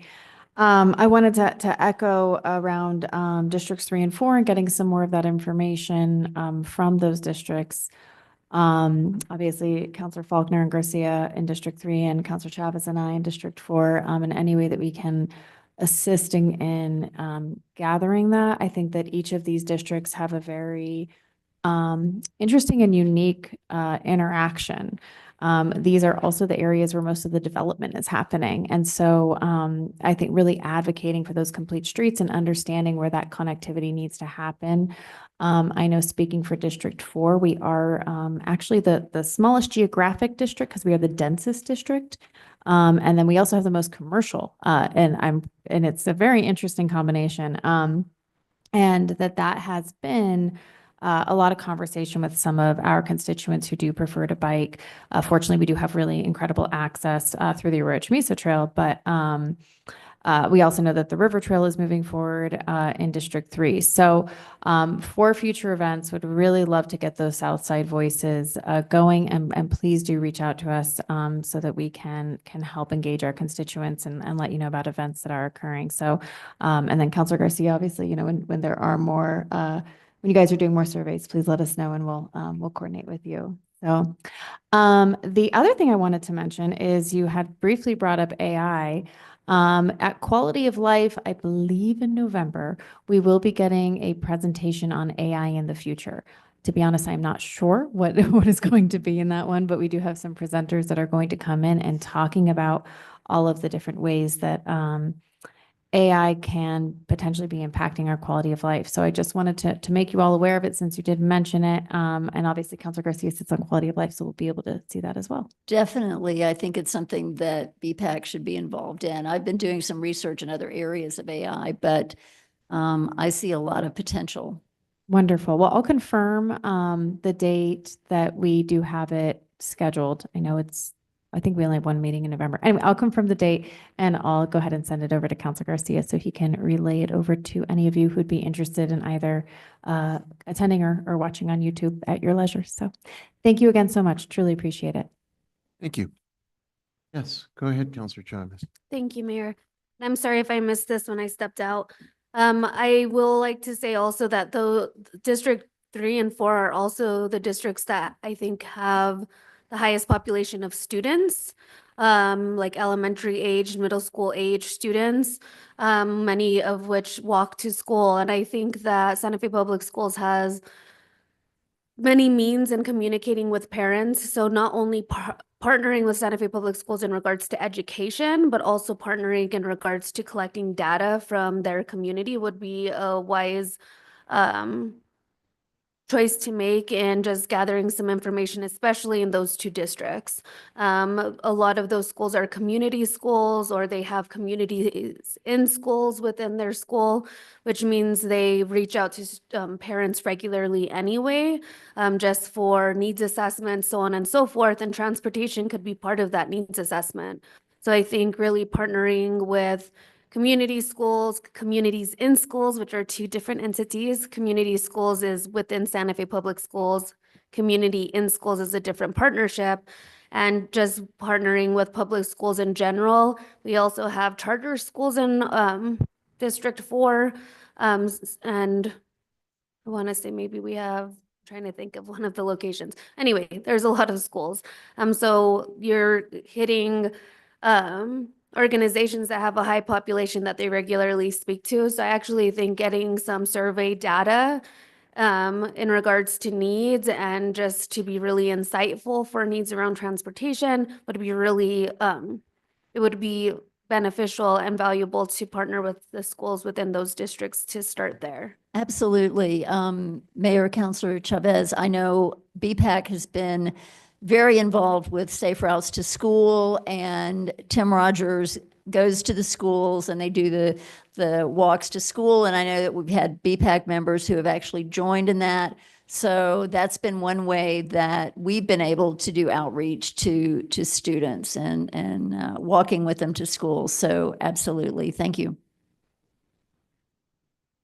Ryan Harris, who is a Santa Fe Public School employee, is the point of contact now for Safe Routes to School. And so he, as I mentioned earlier, he will provide updates to us monthly. But thank you for the tip. He would be a good avenue to involve public school students and their parents in regards to replying to future survey opportunities. And Michelle Katz is the She's leading communities in schools, which is within a lot of our schools, and she is absolutely amazing. And they have a needs assessment, and I'm sure if you would coordinate with them, they would just input some survey questions within their needs assessment around that. Easily done, and they have to target like the entire school population that they're working with. They try to get a lot of survey responses. So, and I could share Michelle's contact information. She's a gift. So that would be a great start. Thank you. Others? Let's, well, she had a bite at the apple. Your turn next, Counselor Merrill. Just A quick comment? Okay. Go ahead, Counselor I Faulkner. have to say this morning, it was delightful because I was on my walk and there was a whole group of kids and parents walking to school together on the Greenbelt. And it was just awesome to see because the kids seemed to really be starting their day in kind of a delightful way, getting a little bit of nature on the way to school. So I want to commend you on that because that was so cool to see. I enjoyed it thoroughly. Thank you. Counselor Merrill, you were very polite. Your turn. Thank you, Mayor, and thank you, Counselor Faulkner. I know I've participated in those bike to school events periodically over my tenure as a counselor, and I agree, they are very joyful events. It's fun to be out with the kids and their teachers and their parents, and whether you're walking or biking, it's just a lot of fun. So I want to thank you all for the work on this and really important visioning exercises. I guess I do have a couple questions. When your Vision 2050 has 20% of Santa Feans commuting by bike, do you have any sense of how many Santa Feans commute by bike now? Mayor, Councilor Romero Worth, I hear it's 1%. Okay, that's helpful to know kind of what kind of challenge we have in front of us. And 90%, the other vision, 90% of arterial streets have bicycle lanes is your vision by 2050. Any sense of what that percentage is at the moment? 65%. Okay, very helpful to have a sense of the context of you guys are really being aggressive in making us a bike city, which I appreciate. Do you know, and I guess I'm also curious how the MPO's strategic bicycle plan informed your strategic plan. I hear that the MPO comes and updates you, but they do have a strategic plan. Just curious how that helped or didn't help, or is it outdated, or Well, did you look at they it? come to all of our meetings. I think they actually may have set in on some of our strategic planning meetings. So, I mean, I know during the whole process, I was in touch with, the people who were at the MPO. So I don't think there was one thing I can point to. I think it's just been an ongoing relationship, and we have the plan as part of the whole planning process. If Councilor Garcia would like to make a comment on that. Counselor Garcia. I think it's been an example of a strong, solid collaborative relationship where the goals of MPO have been reinforced through the BPAC strategic plan. We've got to remember the MPOs kind of helped us lead the charge, but the BPAC members wanted to develop their own goal and vision because MPO also addresses not just City of Santa Fe, but it's city and county as well. And so this is just a city-focused vision. And part of the process was to ensure that there was no conflicting ideologies in place. And so there's been none. And so I don't know if I see Romella getting up, our superstar staff team member. Mayor Weber, Councilor Garcia. So there are some projects that BPAC is that is not included in the SFMPO bicycle master. So when BPAC prioritized these projects, that it's in the plan, there's a lot of projects. The next step is to ask the MPO if they can include those projects in the bike master plan. or in the metropolitan transportation, which is more projects in that plan. So we, for example, the Bishop's Lodge Road reconstruction project. Initially, it was not in the SFMPO transportation plan, but when BPAC prioritized it in their strategic plan, the MPO included it in their transportation plan. The benefit of it is that when we apply for funding for design or construction, we are scored by how many plans this project is included or prioritized. So we can say, oh, it's prioritized in the SFMPO Metropolitan Transportation Plan, it's prioritized in BPAC plan, it's prioritized in our ICIP, it's prioritized in IFICIP. So we get a lot of things. Thank you. You. Thank you, Ramel. That's very helpful. Because as I look at the Santa Fe MPO Bicycle Master Plan, it does kind of list here and, projects across the city that are in design. Some are fully funded in progress, some are completed, some are proposed. And I think that's great that BPAC is able to, kind of add that community voice here, that residential voice from across the city to the MPO, which then is obviously an important organizing body in terms of actually getting some of this work done. So I'm glad to hear that. And thank you for bringing up Bishop's Lodge Road. I remember when I was on the MPO, there were bicyclists who were reaching out about getting that project prioritized. And so glad to hear that BPAC played an important role in getting that prioritized so that could actually get funding. Again, I'm going back to your switching around to different websites, and that's always a bad idea. But back to your plan. I just think it's important, both the visioning, the SWOT analysis, and the different things that you all are doing to continue to move us in the direction of being a bike-friendly community. I think it's going to be more and more important. I would echo my colleagues about next time you do a survey, please be cognizant of getting the whole community, because things like, who's commuting. People who commute with their bikes probably live in districts 3 and 4, whereas it doesn't surprise me that people who lived in districts 1 and 2 are more recreational users.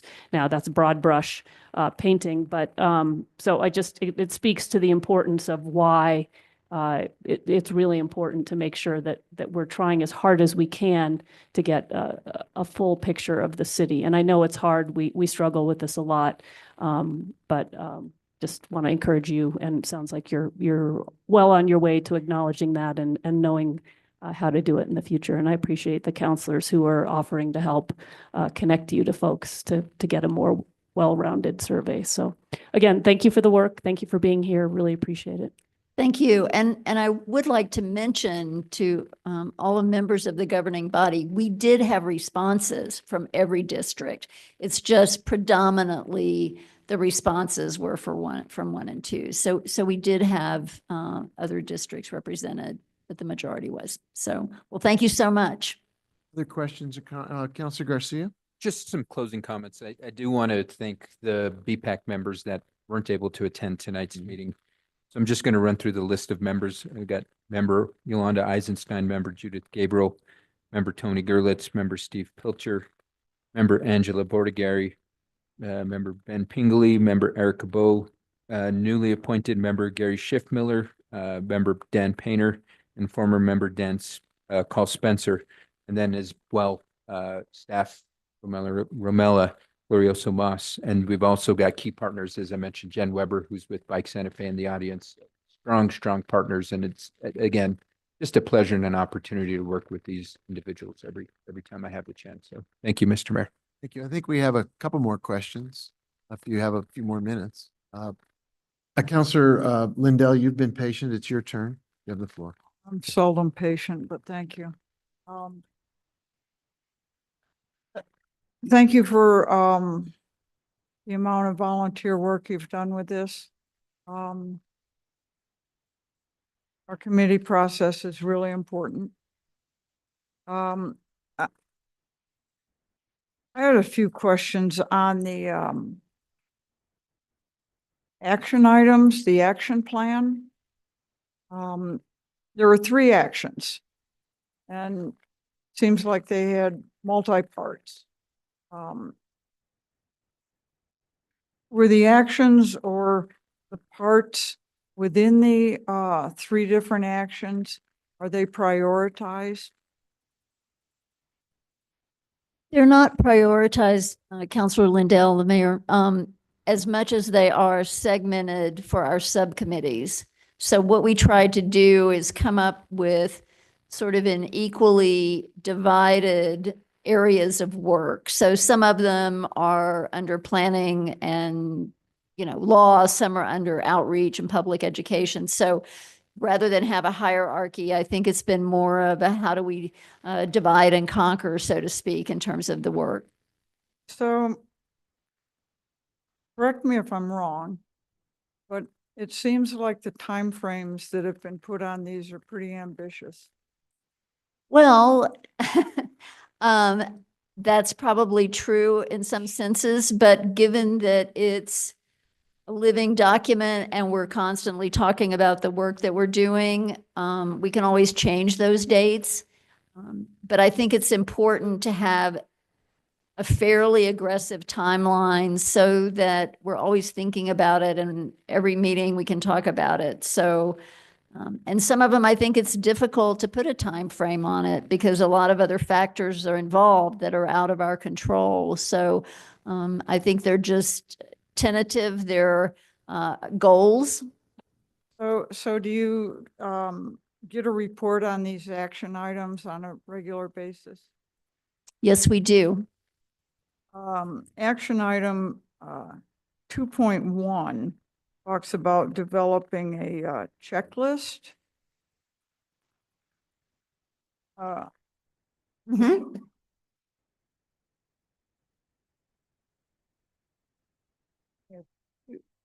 2.1, it's develop a user-friendly checklist for reviewing roadway and trail design and construction plans based on complete streets, design principles, and Vision Zero. The completion date on that was December 2023. What's the progress? What's the actual progress on it at this point?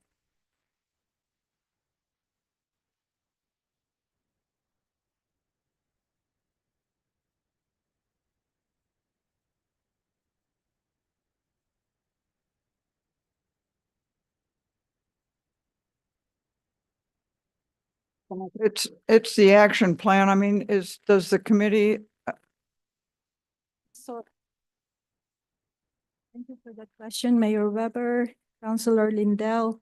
I'm just looking for the copy of the plan. It's on my computer. I don't have it. I hard think copy. it is an error because that is complete. The action plan is 5-year. It has a 5-year term time frame. So we started this plan fiscal year 2023. The completion date of that task 2.1 is not 2023 because we just started. So, and the plan task 2.1 completed by December 2026. The lead subcommittee will be the technical review. And when we did our update on June 13, 2024, the technical review is still working on the checklist. The difficulty with the technical review is they review all our design plans. So for this year alone, since January of this year, they have conducted 11 design plan reviews. What it does is the skills that they obtain from reviewing the design plans contribute to for developing a user-friendly checklist. But the target for completing that checklist is December of 2026. Okay. I had basically the same question on task 2.3, dealing with inspection and maintenance plan for on-road bicycle and pedestrian infrastructure. I think that was Yeah. accomplished this year. Pardon me? I can Counselor clarify. Garcia, do So you that want- was accomplished in 2024, and it's in Appendix G. I can get you that document, Counselor Great. Lindell. And is the committee, how many members are on the committee? 10? At capacity, it's 10, Counselor. There's 2 representatives from each council district. The one city councilor sits as the chair, and then we have one open position for anybody that sits in Santa Fe County. So that could be somebody that's in the city or in the county limits. I just make the comment that I'd like to have some input on the District 1 selection. So thank you very much for being here, and thank you, Mayor. Thank you. Counselor Lee Garcia. Thank you, Mayor. Suffering from allergies, so a little quiet here. But just to make a comment in regards, thank you for your work. And, you know, the District 3 and 4, for sure, you know, I look at it as connecting the dots. And there's a lot of opportunity to make the whole vision of connectivity, just as we do in streets. How do we do that with parkways or pathways and biking and walking districts and so on? And so kudos to you all for the work that you've done, for the legislation that's been brought forth and looking into the future. Because I think the comment was made is that District 3 and 4, a lot of people may utilize those pathways to get places because they don't have a vehicle. And so very good comments, very good discussion, and I do appreciate. Thank you so much. Thank you. I'm going to bat last here. It looks like there is so many really great suggestions and recommendations in this document. I tried to go through it as carefully as I could, and I probably missed or misunderstood a bunch of things, so bear with me. One of the things I was looking for, you know, what you could consider to be kind of not so much low-hanging fruit, but wins that would demonstrate the momentum behind the strategy. And a couple of those things that jumped out. I mean, I'd love your just feedback or response, positive or negative. I could be way out of line here. If I read it correctly, the plan says that one of the best ways to get improvement in a relatively quick fashion for a more multimodal future for the city is education. And I frankly agree with that. I think we don't do enough education around opportunities for people to make a difference, to participate, to advocate. I think educate, and the other thing that's pretty good about education is it's cost effective. It's not a huge capital investment. It's marketing, right? How can we support you with more education and outreach so that we both educate the bicyclists, the pedestrians, and then, as you mentioned early on, the car community as to why this is so critical for the future, the current Santa Fe, but very much the evolution of Santa Fe to be a much more bike-friendly, pedestrian-friendly community. Where would we go for an education program, and how can we effectively mount one? Mayor, I think there are a couple of things that come to mind. First of all, Judith Gabriel, who joined our committee, I don't know, a year and a half, maybe 2 years ago, has been fantastic in her commitment to community outreach. I think there are events that we need to look at. I think the website, we need help in getting that up and running and make sure it's connected to other government and city portals. I think I know that she created a banner, any materials that need to be created and support that she could have from that sense.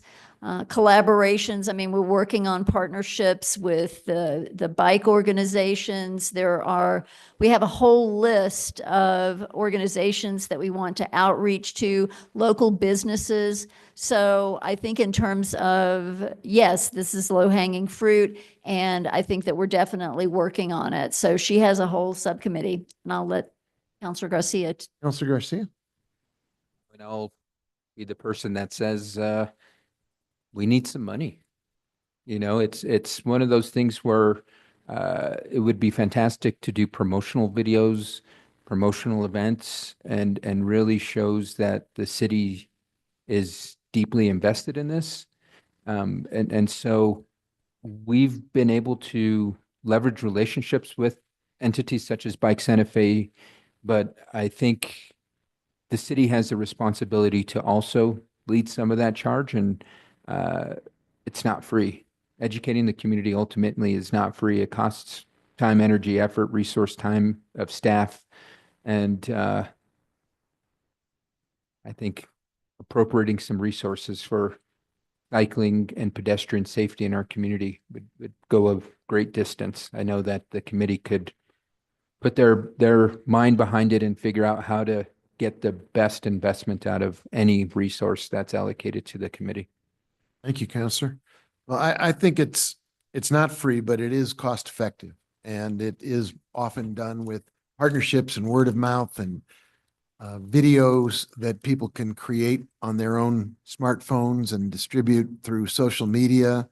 And I think that's a great opportunity with the energy and the team you've already got working with you on the committee and with city staff support. It's more education, more promotion, more advocacy is clearly, maybe clearly just job one to get the word out more effectively. I would put on that same category. I don't know when you mentioned on your list of things to do as a task. I don't know when the last bike summit was, but that's another. I find convenings are a form of education and advocacy and inclusivity. So if there is an issue of reaching everybody in the city and promoting diversity and opportunity for everybody to get in the mix, young people, old people trying to stay healthy and get exercise or use it as a work bike to work program, I think a bike summit is probably overdue. Do you know when the last bike summit was? I don't have it top of mind. You have it, Counselor Garcia? Yeah, from my recollection, it was in May, held by Bike Santa Fe. So it would be fantastic if the city could put resources behind hosting their own bike summit. Great idea. Yeah, I also put in that same category one of your other recommendations I've been arguing for as well, and that is I think we need to be a Vision Zero city. It is a problem for all of New Mexico that we are unfortunately a leader in pedestrian injury and fatality, and we kind of I don't think this is true, but the attitude is, oh well, that's just the cost of doing business in a car culture. But I think Vision Zero changes that game dramatically, and again puts everybody in the same sense of purpose, aligns everybody, and is measurable. There's a metric. It's not just an aspiration. There's a way of discovering and clocking whether or not we are making progress toward real Vision Zero for our community. So I'm glad to see that on the list of things to do. I'm not sure it's low-hanging fruit, but I do think it's fruitful as something to do. And there again, if there's something we can do to be supportive of moving that forward, I would be very much personally in that camp as well. Councilor Garcia. On that note, BPAC will be working on finalizing some proposed legislation for moving the city to being Vision Zero city. So happy to have anybody's support behind that resolution as it will be coming to the governing body. Yeah, I think, these are, I don't think anything is low hanging fruit. Probably that's a misnomer. They're all hard. But when you think about and it's a very ambitious plan and it covers a lot of factors. If I were going to hone it down to the basics, the fundamentals, the first things first, I would put what you've already touched on: education, outreach, promotion, inclusion. There is, as I think it is accurately noted in the report, that even the BPAC needs more diversity on BPAC. And so opening up BPAC to a inclusive community engagement helps spread the word by virtue of who's on BPAC. And ultimately it will, I hope, create momentum and build more support across the community for what is really a really strong series of proposals and recommendations. We could spend all night. I could going through what you've put together here, because so much of it does call us to step up and make a difference. I noted that something like the need to update our way of providing slowing down traffic on streets, street calming and speed calming devices. It's not that expensive, and we haven't updated our policy for a long time. It is way overdue to look at what can we do. Again, that's a safety measure. When you do traffic calming, you end up with, you advocate for bicyclists and pedestrians, but you also advocate for safer streets. And that's also on your list of things that you're recommending. As I said, nothing's low-hanging fruit, but some of these seem more manageable than others. And if you would kind of clock it down to the top 5 or the top, 5 or 6 things to get to right away. I've mentioned some of my personal favorites with summits and education and Vision Zero and traffic calming. Some of the others I think are going to be harder and take more time. Doesn't mean we don't advocate for them, but if we can start the momentum going toward some of these measures that they are in front of us to adopt, I think it builds momentum in favor of the philosophy behind your plan. So I think it's really super of you guys to take this on, and I know it's community and citizen and volunteer driven. So thank you so much for all that hard work and for such a comprehensive look at a different mobility strategy for Santa Fe. Thank you so much. Mayor, thank you. Thank you to the governing body. And you're right, it's ambitious and we have a lot of work to do, but it's a very engaged team. And I think that you're going to continue to see progress. And we have great leadership in Councilor Garcia and Romella. So with that, I will just say I'll see you in 2050. Please ride your bike over so we can give you a round of applause. Ride it right into the governing, right into our chambers, wherever they happen to be at that time. All right, thank you. That completes our presentation. I note that it's 7:30. I would entertain a motion to move item 17 to after item 9, which is the consent agenda, where we have no items pulled. move the petitions from the floor to where we are now. Is there a second? Second. We have a motion and a second to go to petitions from the floor at this time before we resume regular order of business. Madam Clerk, can you call a roll on that? Certainly, Mayor. Counselor Travis? Yes. Counselor Faulkner? Yes. Counselor Lee Garcia? Yes. Counselor Michael Garcia? Yes. Counselor Lindell? Counselor Romero Worth? Yes. Counselor Cassett, Yes. Counselor Castro, Mayor Weber. Yes, Motion passed. thank you. So if there's anyone here in the chambers who would like to step up to the microphone and speak to the governing body for 2 minutes on any subject on your mind, as long as it is not a public hearing, of which we have one later, the clerk will be running the time clock, and we'll ask you to hold yourself to 2 minutes, but you have the floor to speak on any subject on your mind. I'm not sure the mic is on, however. You may have to push the button at the base of the microphone. Okay, there we go. Thank you. Mayor, city councilors, I want to talk to you briefly about, and whoever's watching this, this is really important. You know, about 40 years ago, there was a fire at the Basilica, and a big fire on the roof. And a friend of mine, Albert Lefebvre, climbed up the ladder, looked in the hole where it was, and there was St. Francis's head.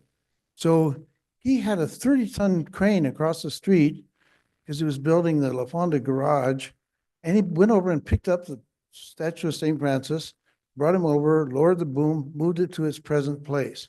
That's kind of a miracle. I wrote it all up and sent it to the Pope.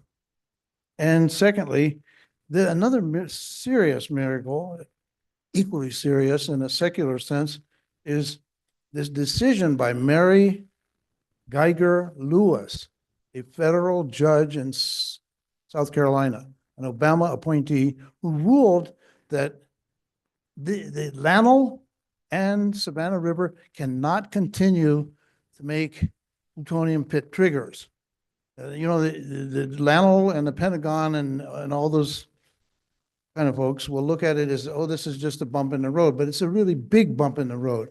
And I'm asking you, all 9 of you, to send a note to her, either your own note or sign it all together, and thank her. Thank Judge Mary Geiger Lewis, because she put to rest this whole ongoing controversy, which is now out of the reach of Bechtel, out of the reach of the Pentagon, and it's really good news. October 24th is UN Day. I guess my time is running out. Thank you. Thank you very much. Yes, you have the floor. Good, thank you. Good evening, Mr. Mayor, council members. Jennifer Weber, president of Bike Santa Fe, since we're on bikes. I want to take the opportunity to preview an email that you'll all be getting from me tomorrow. A couple months ago, I shared with you that Bike Santa Fe was awarded a community grant from the National AARP to conduct some bike audits around town. And we will be doing those in the coming week. You are invited to join us Sunday morning at 10. If you like. We're going to be starting these audits Friday morning during rush hour. We'll be at Cerrillos and Lujan looking at how cars, pedestrians, and bikes interact, how we can improve that intersection. On Sunday, we will be on Airport Road between Cerrillos and South Meadows. We'll be on Richards between Governor Henry Miles down just south of the community college. We'll be at Camino Carlos Rey at Zia and Rodeo. And we'll also be looking at how the Maze connector, how people can get there from Siler and Rafina to the Maze connector via Harrison. One of the reasons we picked these routes is we got crowdsourced information via a survey, via in-person feedback from our members.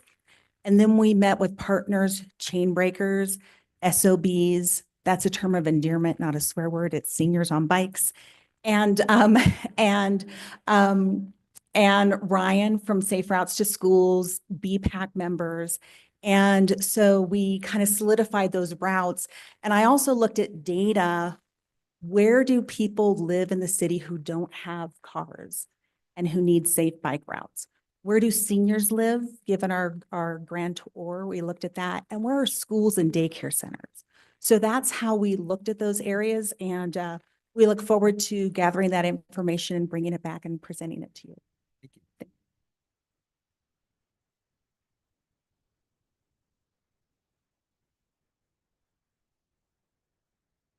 Thank you, Mr. Mayor and councilors. My name is Greg Mello, Executive Director, Los Alamos Study Group. I am also here to talk about the new missions at Los Alamos National Laboratory. Kind of reminding you that we are here. I'll give you a few things here. First, WE is larger than it used to be. There are now about 241 businesses and organizations endorsing our call for halting pit production, first and foremost here, for strong reasons, and over 1,000 individuals. Going to give you copies of that, along with some an update that was in the Santa Fe Reporter. We are having a public discussion on Saturday at St. Bede's at 1 o'clock for 4 hours, involving former presidential briefer Ray McGovern and an international law expert. We are also having a briefing in Los Alamos at the Sala Event Center on the 24th. That is probably more fundamental in a lot of ways, and so that would be recommended. And we can brief you at any time given schedules, our own. This mission at Los Alamos, we know, will be temporary. It may be, if not temporary, it will be much larger. So there is a battle taking shape over whether this Los Alamos will do this mission, or whether Savannah River will do this mission. The two sites together will cost, acquisition costs through the 30s is about 63 billion. And I don't think anyone believes that the government will actually pay for both of those. Our word from Congress is that, that Los Alamos will be temporary. And I guess I'm out of time. Is that? Thank you. Yes, sir. Wow. And just, someone reminded me that people do not know how large these weapons are. What 600 million pounds of TNT, which is what these are, would actually do. So I'm leaving copies of that with you as well. Thank you. Thank you very much. Thank you very much.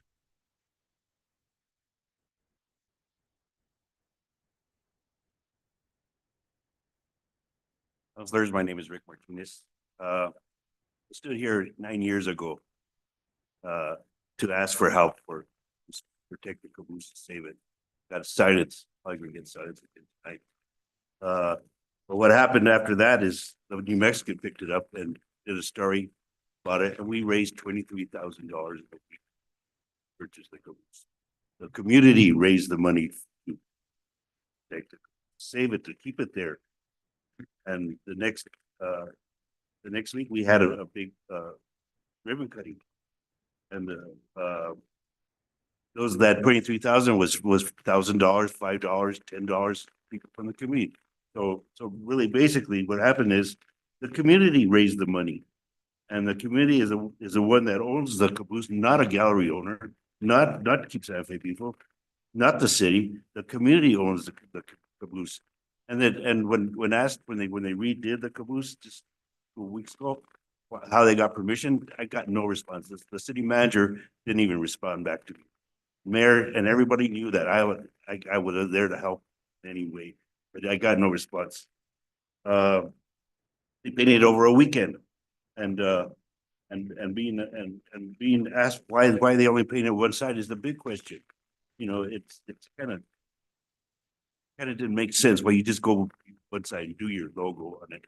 And besides, the other thing too is, why are there two Santa Fe's on the caboose? You have the Acapulco symbol, you have Santa Fe, New Mexico. Those ain't historic. I mean, they're bringing it back to the historic. Santa Fe, New Mexico was my design, not anybody else's design. And if you're calling that historic, then I'm historic, and I feel good about that. And it's just no public input was ever given to the public about the design they did. When the community owns the caboose, it just really disappoints me that the way you guys went about it, even the person that helped bring the caboose to the community didn't even go out of the phone to say, how can you help? You know, and mayor and the city manager both know that I had offered to paint that caboose for free. And the chair of the Santa Fe people says, well, the committee wanted to repaint it. So they repainted it, but they didn't do the same thing. But that was kind of sad. Thank I you. mean, I think the whole city, the way you guys did this whole thing was sad. And the way you treat a local guy from Santa Fe who tries to do as much as he can to Santa Fe, it's a disgrace to me. Thank you. Thank you. Don't forget your water bottle.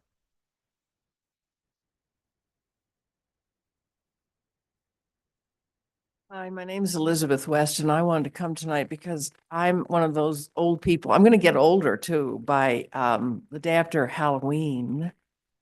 I turn 80, and years ago when I was biking in town one time, somebody sideswiped me. They didn't actually, the truck didn't actually hit me, but I got so jittered that I fell over. And that's my fault to get so jittered, but I'm really looking forward to being able to bike all around town before, 2050. But I don't know about that marvelous group of people, and thank you, Counselor. I'm also here to say there's so many good things that are happening, and I actually appreciate all of you. Believe it or not, and I think some of you know I really do mean it, even though I'm kind of crazy sometimes. But I'm really not crazy. I'm actually a caring person.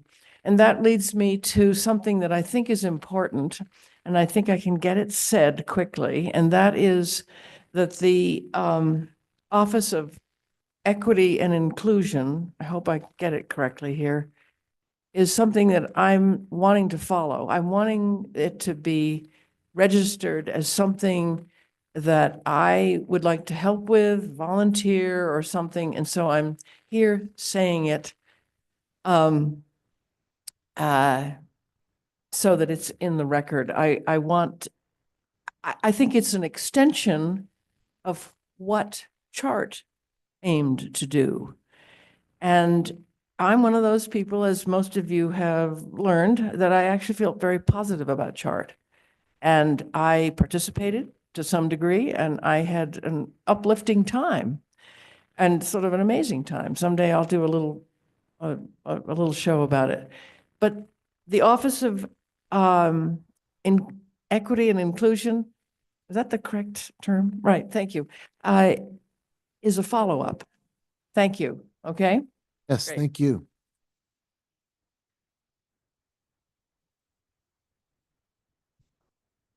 Good evening, Mayor and councilmen and women. My name is Nira Hitana, and like Socrates, I'm a citizen of the world.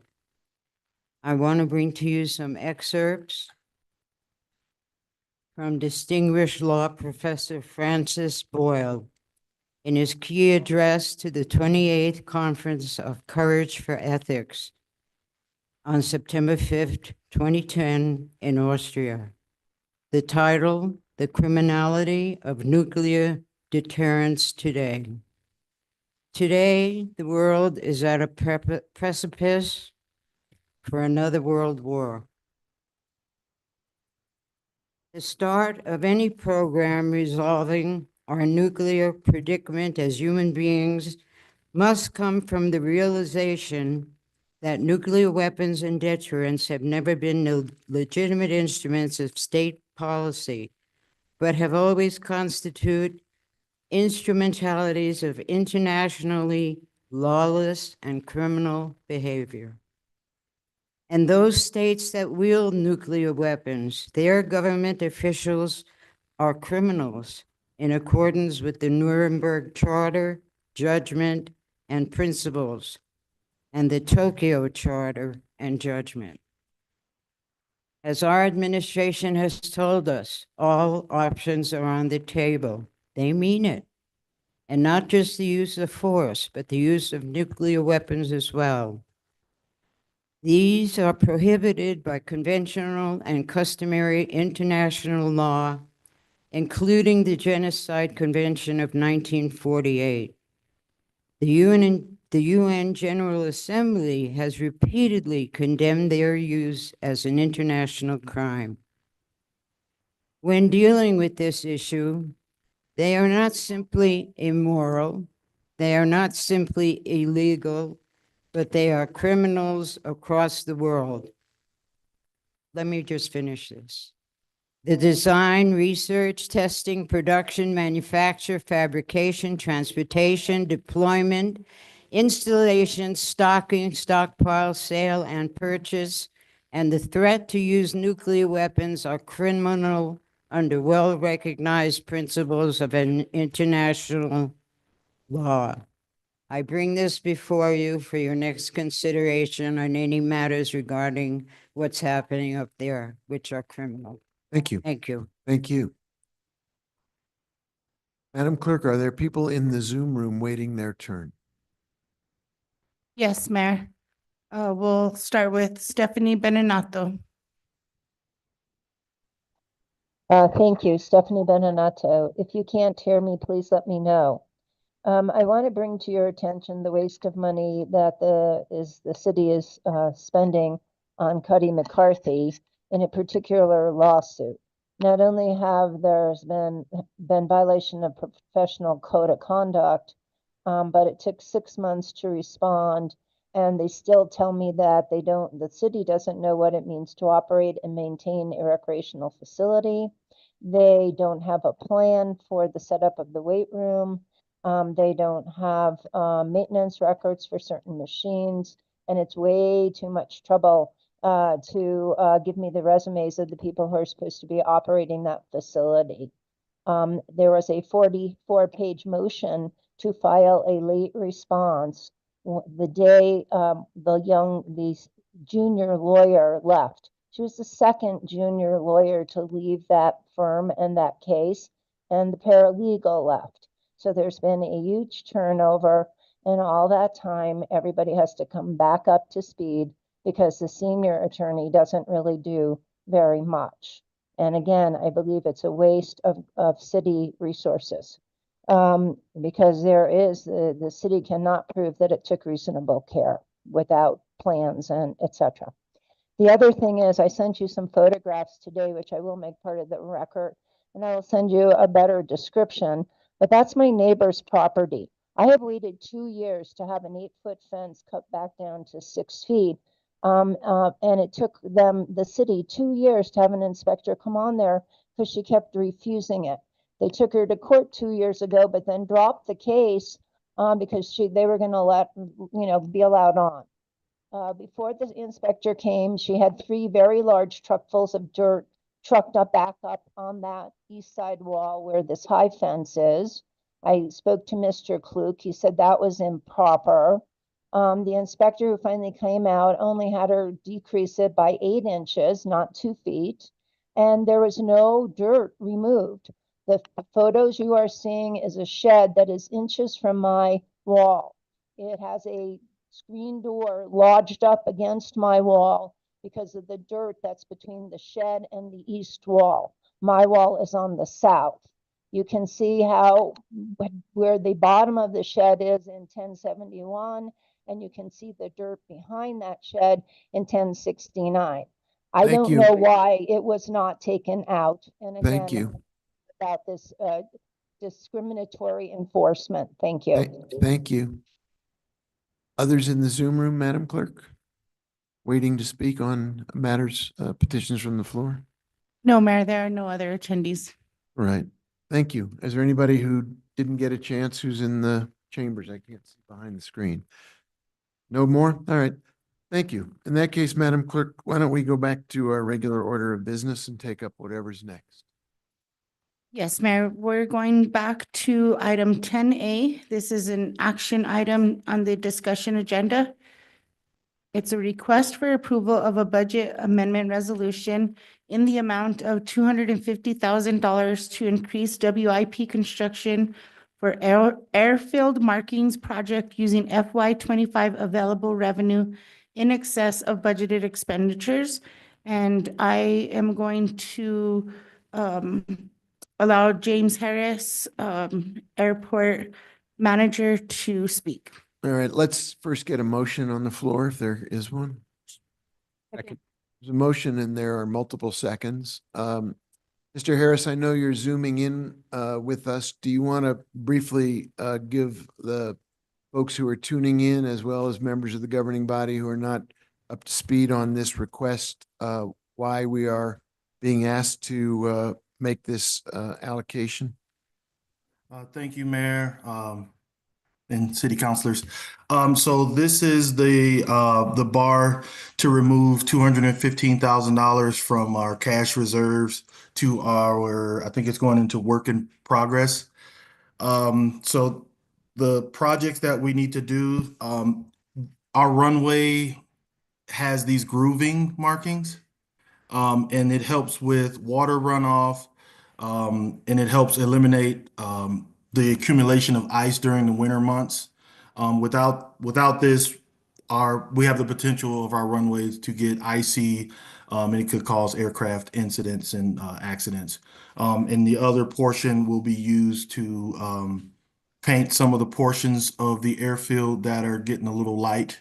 And at nighttime and in inclement weather, pilots will have a harder time seeing where they need to be on the airfield. So this bar is to transfer money to do those projects. Thank you. Questions of Mr. Harris, Director Harris? No questions. We have a motion, Madam Clerk, and a second. Could you please call the roll? Certainly, Mayor. Counselor Faulkner, Yes. Counselor Lee Garcia, Yes. Counselor Michael Garcia, Yes. Counselor Lindell, Counselor Romero Worth, Yes. Counselor Cassett, Yes. Counselor Castro, Sí. Counselor Chavez, Yes. Mayor Weber. Yes. Motion passed. Thank you. And if you could take us to the next item, which is also airport related. Certainly, that is 10B. It's a request for approval of a budget amendment resolution in the amount of $634,532 to increase professional contracts, equipment and machinery, and WIP construction. Motion to approve. Second. There's a motion to approve. Again, Director Harris, you're still with us, I believe. This is the bar in the amount of $634,532. If you wanted to give us an overview of what that bar is going to be put for, I think folks would like to know a little more detail. Thank you, Mayor and councils. So we got a reimbursement for salaries from fiscal year 2023 in the amount of $634,532. We want to use that to continue to upgrade the airport facilities and the equipment. So we have $180,000 going towards a new crash phone, what we in the airport call crash phone alert system. Our current system is really outdated. It doesn't give us the proper notifications. Like the 911 system gets the notification, but nobody from the airport gets a notification, and that's a problem because if there is an incident, we need to be on station, and the airport closes until one of us opens it. But if we're not getting the notifications, the airport is supposed to stay closed. So this system, it's one of the best systems. Dallas uses it. San Francisco uses it. It has Wi-Fi capability, cell phone notification. It can text us, email. So we put in whoever needs to know, and it sends out all the notifications immediately. And we have $252,450 that's going towards the upgrade and repair equipment that we need for our mechanics. So we brought our heavy equipment mechanic in-house to help us out with all of the equipment that we have. But the problem is the airport never bought the tools necessary to sustain our own repair work. So this money is going into lifts, tools, and other repair equipment for vehicles, heavy equipment and everything. Sorry about that. That's my new baby. I don't know if you can hear him. And then we have an additional $202,882 that's going towards some exterior repairs to the airport's Fire Station 10, and hangar repairs for hangars that we just acquired. Okay, hang in there. We have a question or comment from Counselor Castro, please. And I don't really want to go too far in the weeds. I think that I could probably talk to Director offline about this, but I do, since we're talking about foam and fire and crash, just want to sort of flag that we have some new rules at the state level around PFAS, and we should just keep that in mind as we're buying equipment. Good point. PFAS is a big issue, and we need to be mindful as we protect people's safety, we don't endanger it in a different way. Good point. Other questions about this contract, this request?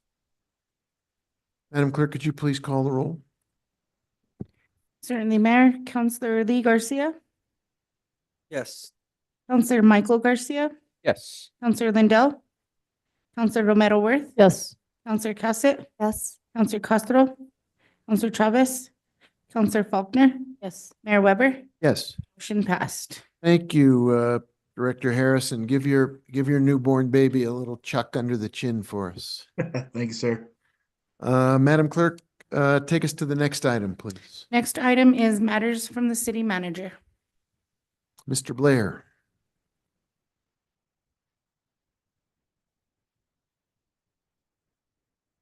Good evening, Mr. Mayor, councilors. Just two quick things. One of which is a reminder for everyone watching at home and listening that we are closed on Monday for Indigenous Peoples Day. The city has been communicating that, but just always helps to remind. And then we are going to have some additional announcements of anniversaries. Councilor Garcia, we did ask HR that they're going to start trying to pull the list of people who are retiring as well. I don't have that tonight, but they're working on that. The significant 5-year anniversaries we have tonight include Liliana Jimenez Reyes, who is a court clerk, 5 years with the city of Santa Fe. Kyle Hibner, assistant city attorney, 5 years. Jacob Martinez, a streets equipment operator, 5 years. Brian Montoya, an operations superintendent with public utilities, 5 years. And Andrew Wilkins, who is a public superintendent with public works, also at 5 years. Our 10-year crew include Tomas Martinez, who's a transit ops and maintenance division director with public works. Marcos Esquivel, who's a street supervisor with Public Works, and David Hadamio, who's the fleet section manager with the finance department. All those folks are at 10 years. Our 20-year winner tonight is Gary Mokino, who's a planning manager with the land use department, is at 20 years. And I'm going to use privilege to use items 1 through 11 real fast, people with more than 20 years. Jane Rodriguez is a building permit specialist with land use, 21 years. Felipe Trujillo, who is a streets and drainage superintendent with Public Works, 21 years. Teresa Trujillo is a senior services program manager with community services, 22 years. Andy Hopkins, who you all know well, budget officer with the finance department, 23 years. Shirley Spencer, who's an admin manager with Tourism Santa Fe at 23 years. Javier Rael, who's a fire captain, is at 24 years. Edward Duran, an IT end user services manager, aka EJ, is an information with our RTT team, is at 24 years. Daniel Ladniaga is a fire captain with 24 years. And we're going to jump up to Edward Romero, a network engineer at ITT at 27 years. I think that's older than Councilor Cassett. Michelle Romero Babcock, an environmental programs coordinator at public utilities at 27 years. And the big anniversary of the night, Christina Aragon, who's a records technician lead with the police department, comes in at a record 31 years with the city of Santa Fe. So thank you to all of them for the great work they've been doing for the residents of Santa Fe and the great work they do as great team members, great colleagues. And that's all for tonight. Thank you, Mayor. Wow, thank you. That's great track record, and it's good to call those names forward and give them some well-deserved praise, recognition, and gratitude from all of us. Madam Clerk, who do we talk to next? Next, we have matters from the city attorney. Madam City Attorney, you have the floor. Thank you. Good Give evening, Mayor. Councilor Romero Worth 10 seconds to access her motion here. Counselors. Well, next governing body meeting, I will be doing a quarterly update. So if there's any particular cases or matters that you would like me to do a more in-depth review of, or bring the council who is intimately involved with the particular case, please let me know. I'm happy to do that. But I'll be sending that out the week before. And I also do have a recommendation for a executive session this evening in relation to PFAS, in fact, but in relation to the Open Meetings Act, Subpart H7, Section 1015(1), about attorney-client privilege discussion of pending and threatened litigation, in particular INRI City of Camden et al. Versus BASF or BASF Corporation. I do recommend we go into executive session. Thank you. Mayor, Counselor Mayor you have the floor. I move that we enter into executive session pursuant to Open Meetings Act, Section 10-15-1H, Subpart 7, for discussion of threatened or pending litigation in which the governing body is or may become a participant. Second. The motion and a second that would take us into executive session. Any discussion? Would you call the roll, Madam Clerk? Certainly, Counselor Michael Garcia, Yes. Counselor Lindell, Counselor Romero Worth, Yes. Counselor Cassett, Yes. Counselor Castro, Yes. Counselor Chavez, Yes. Counselor Faulkner, Yes. Mayor Weber, Yes. motion passed. Thank you. I think we're all due for a little break under any circumstances. Vote in the affirmative. Oh, did you get skipped? I'm sorry, Counselor Lee Garcia. We will go into executive session. Bring your refreshments with you.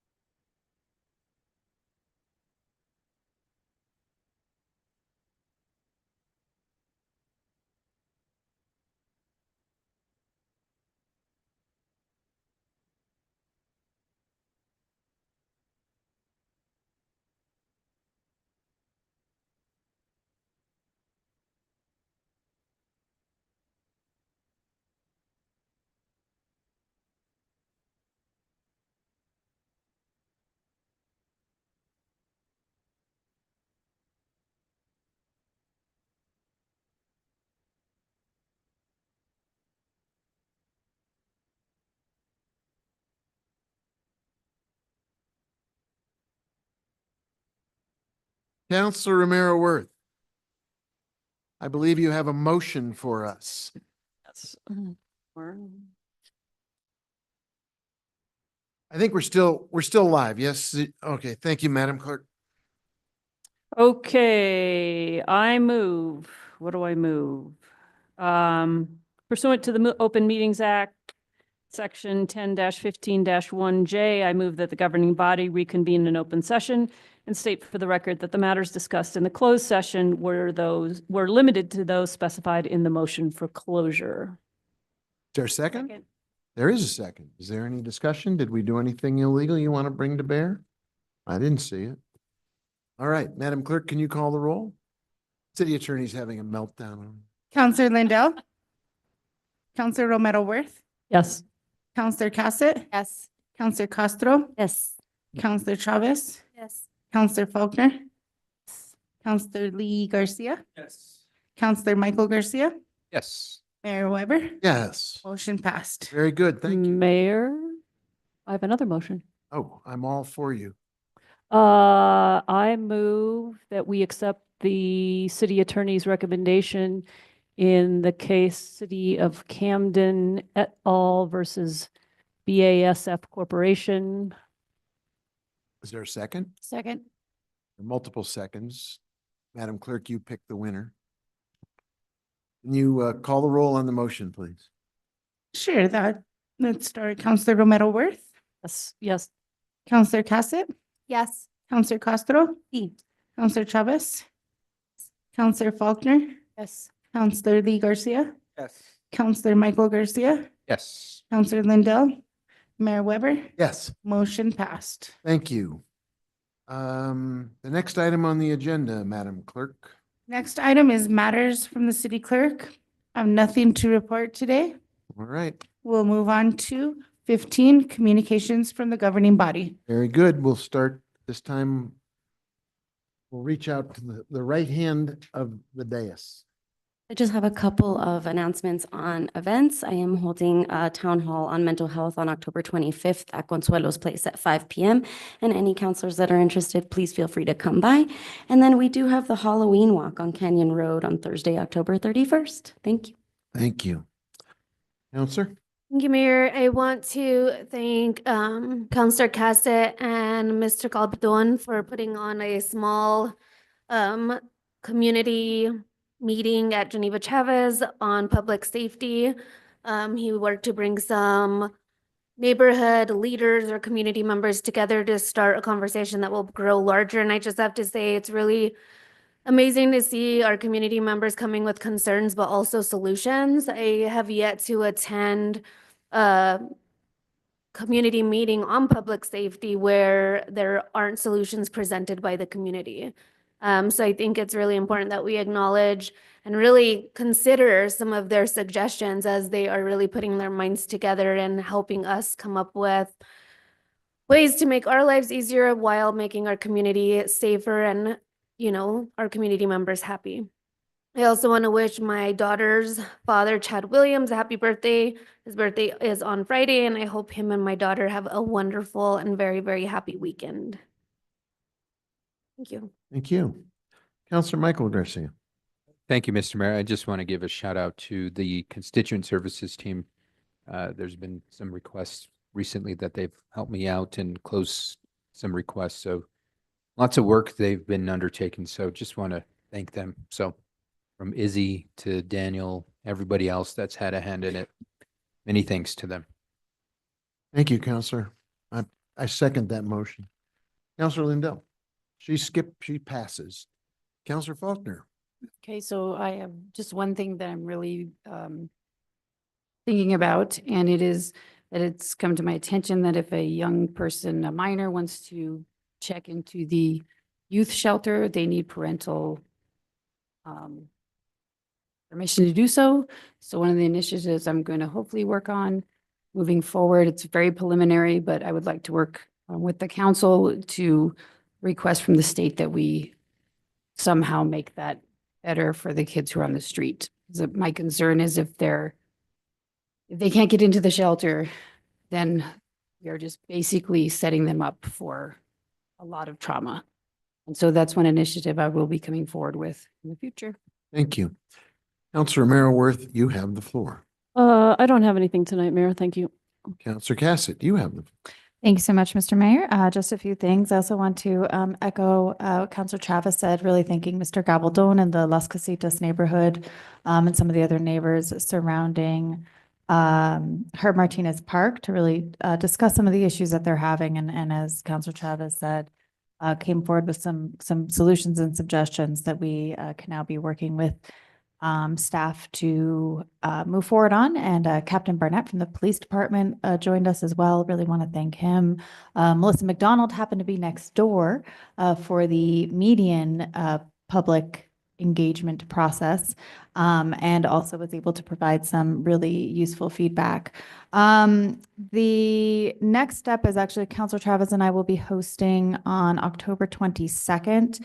A meeting really focusing we've had a number of District 4 neighborhoods that have come forward and they've been organizing. Some of them are creating neighborhood watch programs. We've gotten a lot of questions on some of our different processes. So this is going to be a pretty focused meeting looking at constituent services processes and how you get a hold of constituent services. Who do you call for what? Where do you call the non-emergency, when you call 911, when you call us, when you call constituent services.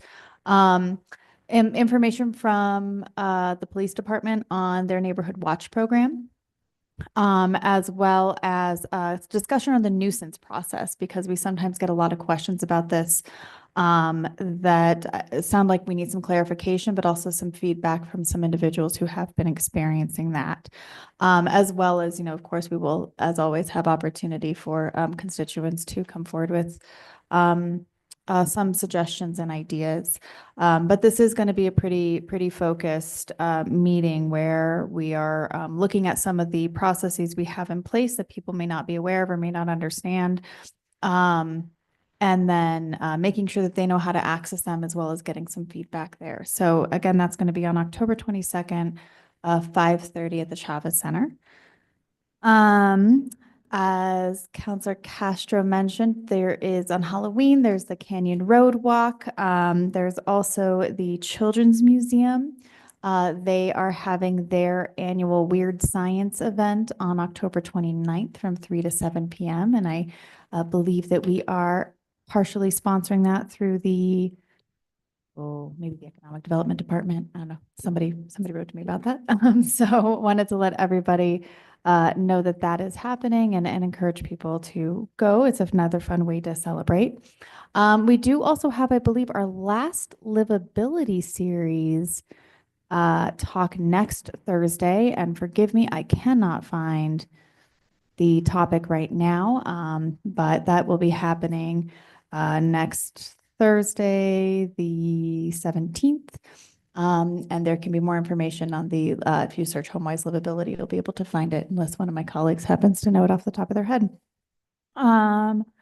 Last but not least, I want to wish my brother a very happy birthday. His birthday is tomorrow. So I hope that he has a wonderful day celebrating with my nephews and my sister-in-law and our family over there. Oh, thank you, Councilor Merrill-Worth. Happy birthday, Brian. Going back to last topic. It's Designing Our City for People, Not Cars. Very relevant given our presentation today. It's 6 to 8 p.m. at, where are we at this one? At Site Santa Fe. So I'm sure there's still tickets available, or if not, we can always watch them online. But this has been an incredible series. Second year that we're doing it. This will be the last one. So I do hope that everyone can be there and take advantage. These are really, really incredible conversations that I know I've learned a lot, and I know that our community has really appreciated. So that is all. Thank you. Thank you. Councilor Garcia. Thank you, Mayor. Just briefly, I'd like to thank everyone who contributed to our Southside event a couple weekends past. Yeah, I believe it was a great success. It's third year, and even though it was spread out, I think there was a lot of people who attended, and so thanks to the teen center staff, the library, Earth Care, Somos Pueblos Unidos, also was there. Southwest Santa Fe Advocates. And so just en otras palabras, queremos darle gracias a todos los que vinieron a nuestra Día de Comunidad, el tercer anual, por venir, por estar un ejemplo que es una comunidad y para todos los que asistieron en organizar este evento tan importante para nosotros, especialmente aquí en el sur de la ciudad. Muchas gracias. Thank you, Counselor. I have a couple things on my mind. One is to wish all the Jewish community members a Happy New Year and a very easy fast as Yom Kippur approaches. I think we're all hopeful that the new year will be a sweeter and more peaceful year on earth. I'd like to flag the ongoing soon to be the end, but still going on Balloon Fiesta. If you haven't had a chance to go see the Santa Fe Zozobra balloon, I've only seen pictures, but it's pretty stunning looking and has captured the imagination of a lot of people because of how striking and strong and tall and really amazing it is. Obviously, we've got Indigenous Peoples Day coming up. I hope everybody is respectful and participates in ways that show the Native community that we really appreciate their presence and their ability to host a celebration. There will be a powwow, second annual, on the plaza coming up on Monday, I believe, and Saturday and Sunday, a variety of dances and celebration that are really quite ingrained in our community. I want to take up, I did a little talk last time about education. I want to spend a minute on a document that I just got today. It was released yesterday by the District Attorney Sam Bregman, talking about fentanyl.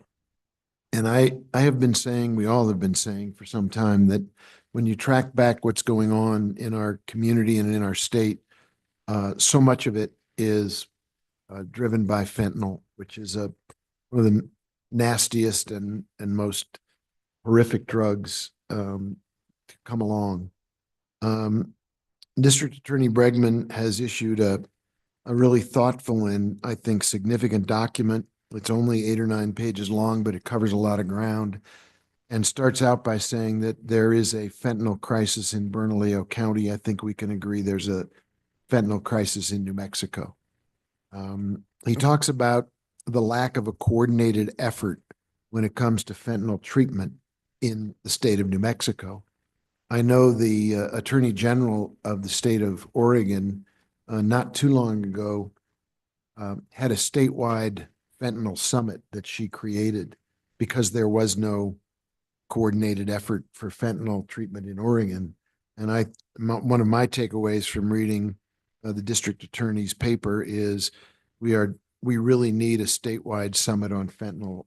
It includes everybody. It's law enforcement, but it's significantly, even the district attorney says at the end of his paper, the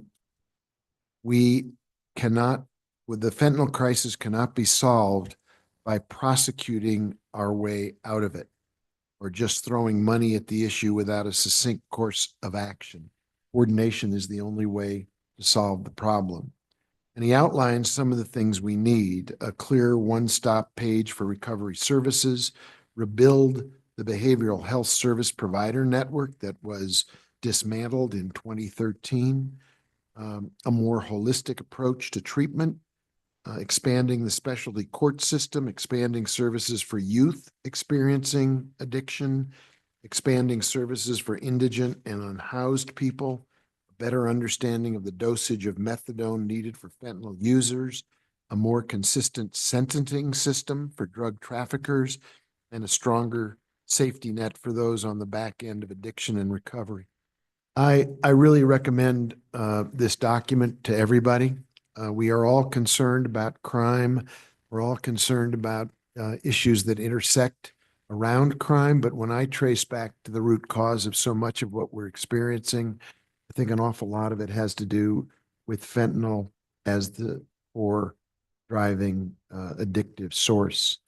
I went down to a meeting in Albuquerque around big box store shoplifting and the approach being taken around New Mexico with the ORCA system. But when you look at the people who are being arrested, they are oftentimes shoplifting to feed their fentanyl drug habit. So I salute the district attorney for putting this paper out.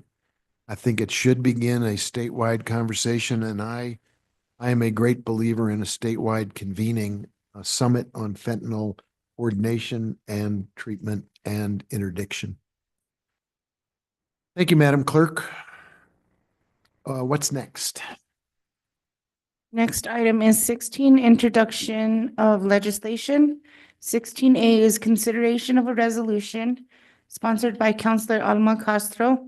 It's a resolution approving amendment number 1 to a local government roads fund program cooperative agreement from the New Mexico Department of Transportation, identified as control number L500532, and granting a time extension for the planning, design, and construction of Henry Lynch Roundabout project. Councilor Castro, you want to say a few words? It's pretty self-explanatory, but I am excited that this extension is because we are trying to become ADA compliant and we are going to include that in this roundabout. So thank you. Thank you. Madam Clerk, what else have you got for us tonight? 16B is consideration of Bill 2024-16 and adoption of an ordinance sponsored by Mayor Alan Weber.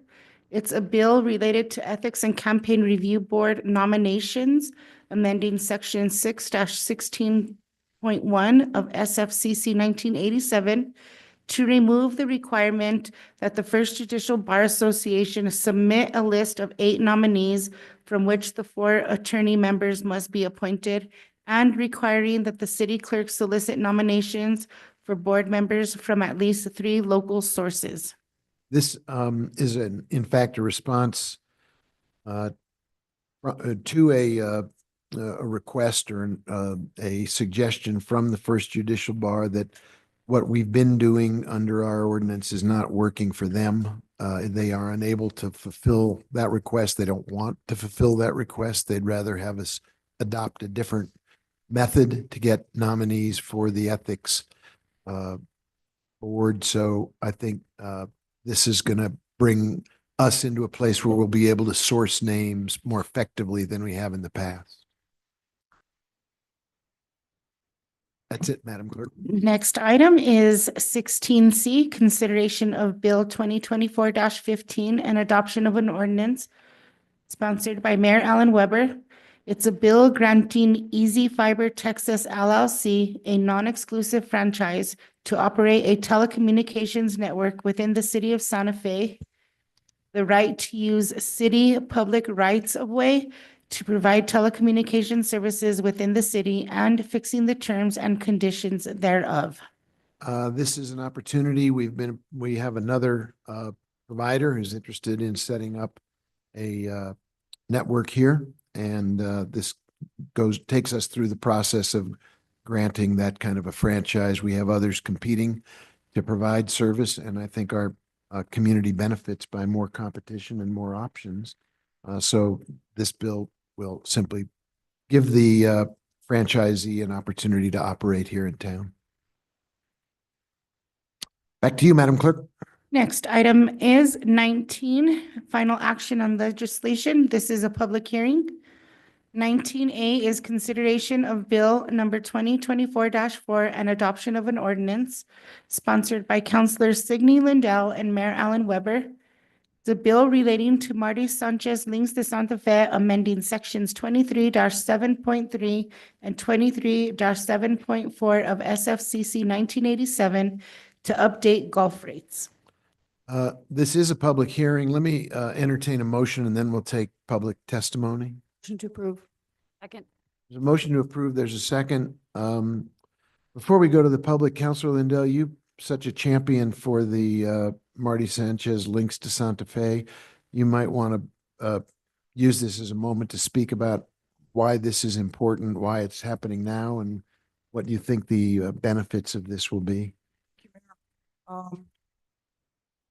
The golf course at this point has not had a fee increase since 2020. And we're due for one. And with the improvements planned for the course and the improvements that are already taking place at the course with our new management company, we need to do this. One of the really good things about this is it still continues to favor the Santa Fe city residents in the rates. The city residents support this through taxes and through our general fund. But this is a terrific golf course, and it's only gotten better and better this year. A lot of improvements, and I think that the number of rounds that are being played on that golf course right now attests to just how great it is. There's another regional golf course that probably doing 10 to 12,000 rounds this year. I completely, my best guess with the Links de Santa Fe Marty Sanchez course is that they will do over 40,000 rounds this year. It's a lot of golf. And if you don't believe it, just go ahead and try to get on the website and get a tee time. They're getting scarcer and scarcer. And the truth is that's a good thing. We like to see all of our recreation facilities being used to the greatest extent possible. And you see people, I mean, it's a terrific facility. The breakdown on the players out there is probably, it's a course that draws a lot of seniors. And it's wonderful to see people out there enjoying themselves, being outdoors, having a great time, maybe cheating a little, I don't know. I've heard about that in golf. Using the Florsheim wedge, but we're due for an increase. We have some improvements that we need to make, and we do, these rates will help us to move toward that, but the course has improved tremendously this year. It's in great shape, and if you don't play golf, I encourage you to give it some consideration. I didn't start playing golf till I was about 60 years old, and it's just a terrific sport. I highly encourage all of you to give it a try, and if you'd like to go out and play some golf with me, I'd love to have you do that. Thank you, Counselor. It's time for us to do this, and I hope everyone will support this. Thank you, Mayor. Yep.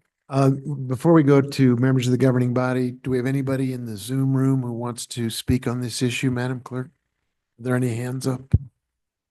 It is a public hearing. No, Mayor, no hands are raised in the Zoom room.